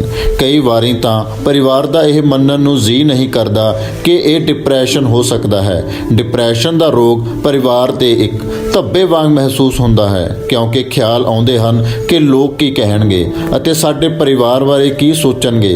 ਕਈ ਵਾਰੀ ਇਹ ਡਿਪਰੈਸ਼ਨ ਇੱਕ ਆਲਸ ਨਜ਼ਰ ਆਉਂਦਾ ਹੈ ਤੇ ਇੰਜ ਲੱਗਦਾ ਹੈ ਕਿ ਸ਼ਾਇਦ ਹੋਇਆ ਕੁਝ ਵੀ ਨਹੀਂ। ਕਈ ਵਾਰੀ ਇਹ ਕਹਿ ਦਿੱਤਾ ਜਾਂਦਾ ਹੈ ਕਿ ਇਹ ਤਾਂ ਚਲਿੱਤਰ ਕਰਦੀ ਹੈ। ਪਰਿਵਾਰ ਦੇ ਮੈਂਬਰਾਂ ਨੂੰ ਇਹ ਸਮਝ ਨਹੀਂ ਆਉਂਦੀ ਕਿ ਉਹ ਇਸ ਵਿੱਚੋਂ ਇੱਕਦਮ ਬਾਹਰ ਕਿਉਂ ਨਹੀਂ ਨਿਕਲ ਆਉਂਦੀ। ਪਰਿਵਾਰ ਦੇ ਮੈਂਬਰ ਡਿਪਰੈਸ਼ਨ ਬਾਰੇ ਸਹੀ ਜਾਣਕਾਰੀ ਲੈ ਕੇ ਰੋਗੀ ਮੈਂਬਰ ਨੂੰ ਇਸ ਰੋਗ ਤੋਂ ਬਾਹਰ ਨਿਕਲਣ ਵਿੱਚ ਮਦਦ ਕਰ ਸਕਦੇ ਹਨ। ਪਰਿਵਾਰ ਦੇ ਮੈਂਬਰ ਸ਼ਾਂਤ ਰਹਿ ਕੇ ਅਤੇ ਰੋਗੀ ਨੂੰ ਹੌਸਲਾ ਦੇ ਕੇ ਉਸ ਦੀ ਮਦਦ ਕਰ ਸਕਦੇ ਹਨ, ਉਸ ਨੂੰ ਹੱਲਾਸ਼ੇਰੀ ਦੇ ਸਕਦੇ ਹਨ ਕਿ ਉਹ ਆਪਣੇ ਡਾਕਟਰ ਨਾਲ ਇਸ ਬਾਰੇ ਗੱਲ ਕਰੇ। ਡਿਪਰੈਸ਼ਨ ਦੇ ਅਸਰ ਹੇਠ ਇਨਸਾਨ ਇਲਾਜ ਬਾਰੇ ਨਹੀਂ ਸੋਚਦਾ, ਕਿਉਂਕਿ ਉਹਨਾਂ ਦੇ ਮਨ ਵਿੱਚ ਖਿਆਲ ਆਉਂਦੇ ਹਨ ਕਿ ਕਿਸੇ ਉਪਾਅ ਨਾਲ ਫਰਕ ਨਹੀਂ ਪੈਣਾ। ਚੇਤੇ ਰੱਖੋ ਕਿ ਬੇਆਸ ਮਹਿਸੂਸ ਕਰਨਾ ਡਿਪਰੈਸ਼ਨ ਦਾ ਲੱਛਣ ਹੈ। ਸੋ ਇਕੱਲੀ ਹੱਲਾਸ਼ੇਰੀ ਹੀ ਕਾਫੀ ਨਹੀਂ, ਜ਼ਰੂਰਤ ਪੈਣ ਤੇ ਪਰਿਵਾਰ ਦੇ ਮੈਂਬਰ ਉਸ ਦੇ ਨਾਲ ਵੀ ਜਾਣ ਅਤੇ ਇਲਾਜ ਵਿੱਚ ਹਿੱਸਾ ਲੈਣ। ਪਰਿਵਾਰਾਂ ਲਈ ਵੀ ਸਹਾਇਤਾ ਗਰੁੱਪ ਹੁੰਦੇ ਹਨ। ਡਿਪਰੈਸ਼ਨ ਸਵੈਮਾਨ ਅਤੇ ਆਪਣੇ ਆਪ ਤੇ ਭਰੋਸਾ ਖਤਮ ਕਰ ਦਿੰਦਾ ਹੈ। ਸਵੈਮਾਨ ਅਤੇ ਸਵੈ ਭਰੋਸਾ ਪੈਦਾ ਕਰਨ ਵਿੱਚ ਕੁਝ ਹੱਦ ਤੱਕ ਪਰਿਵਾਰ ਦੇ ਮੈਂਬਰ ਸਹਾਈ ਹੋ ਸਕਦੇ ਹਨ। ਜੇ ਪਰਿਵਾਰ ਦੇ ਮੈਂਬਰ ਸਮਝ ਲੈਣ ਕਿ ਡਿਪਰੈਸ਼ਨ ਇੱਕ ਰੋਗ ਹੈ, ਇਸ ਵਿੱਚ ਰੋਗੀ ਦਾ ਕੋਈ ਕਸੂਰ ਨਹੀਂ ਅਤੇ ਹਰ ਵੇਲੇ ਟੋਕਾ ਟੋਕੀ ਕਰਨ ਦੀ ਥਾਂ ਹੌਸਲਾ ਦੇਣ ਅਤੇ ਮਰੀਜ਼ ਠੀਕ ਹੋਣ ਲਈ ਕੋਸ਼ਿਸ਼ਾਂ ਕਰਦਾ ਰਹੇ, ਤਾਂ ਉਸ ਦੀ ਸਿਹਤ ਜਲਦੀ ਸੁਧਰ ਸਕਦੀ ਹੈ। ਇਸ ਦੇ ਬਜਾਏ ਕਿ ਰੋਗੀ ਨੂੰ ਹਰ ਵੇਲੇ ਨਸੀਹਤਾਂ ਹੀ ਦੇਈ ਜਾਣ ਕਿ ਉਸ ਲਈ ਠੀਕ ਕੀ ਹੈ ਅਤੇ ਗਲਤ ਕੀ ਹੈ, ਬਲਕਿ ਰੋਗੀ ਦੀਆਂ ਸ਼ਿਕਾਇਤਾਂ ਨੂੰ ਸੁਣਨ ਨਾਲ ਜ਼ਿਆਦਾ ਮਦਦ ਹੋ ਸਕਦੀ ਹੈ। ਪਰਿਵਾਰ ਦੇ ਮੈਂਬਰ ਉਸ ਨੂੰ ਕਿਸੇ ਰੁਝੇਵੇਂ ਵਿੱਚ ਲਾ ਸਕਦੇ ਹਨ, ਨਹੀਂ ਤਾਂ ਡਿਪਰੈਸ਼ਨ ਕਰਕੇ ਕੁਝ ਵੀ ਕਰਨ ਨੂੰ ਜੀ ਨਹੀਂ ਕਰਦਾ ਅਤੇ ਕੁਝ ਵੀ ਨਾ ਕਰਨਾ ਡਿਪਰੈਸ਼ਨ ਨੂੰ ਹੋਰ ਵਧਾਉਂਦਾ ਹੈ। ਉਸ ਨੂੰ ਹੱਲਾਸ਼ੇਰੀ ਦੇਣੀ ਚਾਹੀਦੀ ਹੈ ਕਿ ਉਹ ਸੈਰ ਕਰੇ, ਕਸਰਤ ਕਰੇ ਤਾਂ ਕਿ ਸਰੀਰ ਚੁਸਤ ਰਹੇ। ਇਹ ਵੀ ਦੇਖਣ ਦੀ ਜ਼ਰੂਰਤ ਹੈ ਕਿ ਉਹ ਜਿੰਨੇ ਯੋਗੀ ਹੈ ਉਸ ਤੋਂ ਵੱਧ ਕਰਨ ਲਈ ਮਜਬੂਰ ਨਾ ਕੀਤਾ ਜਾਵੇ। ਕੁਝ ਹੋਰ ਧਿਆਨ ਵਿੱਚ ਰੱਖਣ ਵਾਲੀਆਂ ਗੱਲਾਂ, ਇਹ ਬਿਹਤਰ ਹੋਵੇਗਾ ਕਿ ਕੋਈ ਵੀ ਮਹੱਤਵਪੂਰਨ ਫੈਸਲੇ ਡਿਪਰੈਸ਼ਨ ਤੋਂ ਪੂਰੀ ਤਰ੍ਹਾਂ ਠੀਕ ਹੋਣ ਤੋਂ ਬਾਅਦ ਹੀ ਕੀਤੇ ਜਾਣ। ਘਰ ਵਿੱਚ ਜੇ ਬੱਚੇ ਹਨ ਤਾਂ ਉਹਨਾਂ ਦੇ ਮਨ ਵਿੱਚ ਵੀ ਡਿਪਰੈਸ਼ਨ ਬਾਰੇ ਸਵਾਲ ਹੋਣਗੇ। ਉਹ ਡਰ, ਦੁੱਖ ਜਾਂ ਸ਼ਰਮਿੰਦਗੀ ਮਹਿਸੂਸ ਕਰ ਸਕਦੇ ਹਨ। ਡਿਪਰੈਸ਼ਨ ਬਾਰੇ ਘਰ ਵਿੱਚ ਖੁੱਲ੍ਹੀ ਗੱਲਬਾਤ ਕਰਨ ਨਾਲ ਬੱਚਿਆਂ ਦੇ ਮਨ ਵਿੱਚੋਂ ਇਹ ਡਰ ਅਤੇ ਫਿਕਰ ਦੂਰ ਕਰਨ ਵਿੱਚ ਮਦਦ ਮਿਲੇਗੀ। ਖੁਦਕੁਸ਼ੀ ਦਾ ਖਤਰਾ, ਹੀਨਤਾ ਅਤੇ ਨਾਉਮੀਦੀ, ਇਹਨਾਂ ਦੀਆਂ ਭਾਵਨਾਵਾਂ ਅਤੇ ਆਪਣੇ ਆਪ ਨੂੰ ਦੋਸ਼ੀ ਸਮਝੀ ਜਾਣ ਵਾਲੇ ਖਿਆਲ ਜਦ ਜ਼ਿਆਦਾ ਭਾਰੂ ਹੋ ਜਾਂਦੇ ਹਨ ਤਾਂ ਮਰਨ ਬਾਰੇ ਸੋਚ ਆਉਂਦੀ ਹੈ। ਚੇਤੇ ਰੱਖੋ ਕਿ ਮਰਨ ਜਾਂ ਆਤਮ ਹੱਤਿਆ ਦੇ ਖਿਆਲ ਆਉਣੇ ਜਾਂ ਆਤਮ ਹੱਤਿਆ ਦੀ ਕੋਸ਼ਿਸ਼ ਕਰਨੀ ਡਿਪਰੈਸ਼ਨ ਰੋਗ ਦੇ 9 ਵਿੱਚੋਂ ਇੱਕ ਲੱਛਣ ਹੈ। ਇੱਕ ਸਰਵੇ ਮੁਤਾਬਿਕ 10 ਤੋਂ 15% ਲੋਕ ਜਿਨ੍ਹਾਂ ਨੂੰ ਡਿਪਰੈਸ਼ਨ ਹੁੰਦਾ ਹੈ ਆਤਮ ਹੱਤਿਆ ਕਰਦੇ ਹਨ। ਖੋਜ ਇਹ ਵੀ ਦੱਸਦੀ ਹੈ 90% ਲੋਕ ਜੋ ਆਤਮ ਹੱਤਿਆ ਕਰਕੇ ਮਰਦੇ ਹਨ ਉਹ ਆਪਣੀ ਜਾਨ ਲੈਣ ਵੇਲੇ ਡਿਪਰੈਸ਼ਨ, ਅਮਲ ਜਾਂ ਹੋਰ ਮਾਨਸਿਕ ਰੋਗਾਂ ਦੇ ਰੋਗੀ ਹੁੰਦੇ ਹਨ ਅਤੇ ਇਹਨਾਂ ਵਿੱਚੋਂ ਡਿਪਰੈਸ਼ਨ ਸਭ ਤੋਂ ਪਹਿਲੇ ਨੰਬਰ ਤੇ ਆਉਂਦਾ ਹੈ। ਇਹ ਕਦੀ ਨਾ ਸੋਚੋ ਕਿ ਜੋ ਆਤਮ ਹੱਤਿਆ ਦੀਆਂ ਗੱਲਾਂ ਕਰਦੇ ਹਨ ਉਹ ਆਤਮ ਹੱਤਿਆ ਨਹੀਂ ਕਰਦੇ। ਅੰਕੜੇ ਦੱਸਦੇ ਹਨ ਕਿ ਹਰ 10 ਆਤਮ ਹੱਤਿਆ ਕਰਨ ਵਾਲੀਆਂ ਵਿੱਚੋਂ 8 ਅਕਸਰ ਆਤਮ ਹੱਤਿਆ ਕਰਨ ਬਾਰੇ ਗੱਲਾਂ ਕਰਦੇ ਹਨ ਤੇ ਦੱਸਣ ਦੀ ਕੋਸ਼ਿਸ਼ ਕਰਦੇ ਹਨ। ਜੇਕਰ ਤੁਸੀਂ ਰੋਗੀ ਕੋਲੋਂ ਆਤਮ ਹੱਤਿਆ ਬਾਰੇ ਪੁੱਛਦੇ ਹੋ ਤਾਂ ਇਸ ਦਾ ਇਹ ਮਤਲਬ ਨਹੀਂ ਕਿ ਤੁਸੀਂ ਉਸ ਦੇ ਮਨ ਵਿੱਚ ਆਤਮ ਹੱਤਿਆ ਦੇ ਖਿਆਲ ਦਾ ਬੀਜ ਰਹੇ ਹੋ। ਆਤਮ ਹੱਤਿਆ ਦੀਆਂ ਸੋਚਾਂ ਬਾਰੇ ਗੱਲ ਕਰਨੀ ਕੋਈ ਆਤਮ ਹੱਤਿਆ ਵੱਲ ਪ੍ਰੇਰਨਾ ਨਹੀਂ ਹੁੰਦੀ। ਜਾਬਣਾ ਵਾਸਤੇ ਸੇਵਾਵਾਂ, ਤੁਹਾਡਾ ਫੈਮਿਲੀ ਡਾਕਟਰ, ਤੁਸੀਂ ਆਪਣੇ ਡਾਕਟਰ ਨਾਲ ਗੱਲ ਕਰੋ, ਉਹ ਇਲਾਜ ਸ਼ੁਰੂ ਕਰ ਸਕਦਾ ਹੈ ਅਤੇ ਹੋਰ ਲੋੜੀਂਦੀਆਂ ਸੇਵਾਵਾਂ ਵੱਲ ਭੇਜ ਸਕਦਾ ਹੈ, ਜਿਵੇਂ ਕਿ ਮਨੋਰੋਗਾਂ ਦੇ ਮਾਹਿਰ ਡਾਕਟਰ ਜਾਂ ਫਿਰ ਕਮਿਊਨਿਟੀ ਮੈਂਟਲ ਹੈਲਥ ਸੈਂਟਰ ਜਾਂ ਹਸਪਤਾਲ ਦੇ ਆਊਟ ਪੇਸ਼ੈਂਟ ਪ੍ਰੋਗਰਾਮ ਵੱਲ ਭੇਜ ਸਕਦਾ ਹੈ। ਕਮਿਊਨਿਟੀ ਵਿਚਲੇ ਮੈਂਟਲ ਹੈਲਥ ਸੈਂਟਰ ਨੂੰ ਤੁਸੀਂ ਆਪ ਵੀ ਫੋਨ ਕਰ ਸਕਦੇ ਹੋ ਜਾਂ ਆਪ ਵੀ ਜਾ ਸਕਦੇ ਹੋ। ਗਰਭ ਅਵਸਥਾ ਦੌਰਾਨ ਅਤੇ ਬੱਚਾ ਪੈਦਾ ਹੋਣ ਤੋਂ ਬਾਅਦ ਦੀ ਉਦਾਸੀ ਦੇ ਇਲਾਜ ਲਈ ਖਾਸ ਪ੍ਰੋਗਰਾਮ ਹਨ, ਜਿਨ੍ਹਾਂ ਨੂੰ ਰੀਪਰੋਡਕਟਿਵ ਸਾਈਕੈਟਰੀ ਪ੍ਰੋਗਰਾਮ ਕਿਹਾ ਜਾਂਦਾ ਹੈ। ਇਹਨਾਂ ਵਿੱਚ ਮਨੋਰੋਗਾਂ ਦੇ ਖਾਸ ਡਾਕਟਰ ਤੋਂ ਇਲਾਜ ਕਰਵਾਇਆ ਜਾ ਸਕਦਾ ਹੈ। ਤੁਹਾਡਾ ਫੈਮਿਲੀ ਡਾਕਟਰ ਇਹਨਾਂ ਪ੍ਰੋਗਰਾਮਾਂ ਵੱਲ ਤੁਹਾਨੂੰ ਭੇਜ ਸਕਦਾ ਹੈ।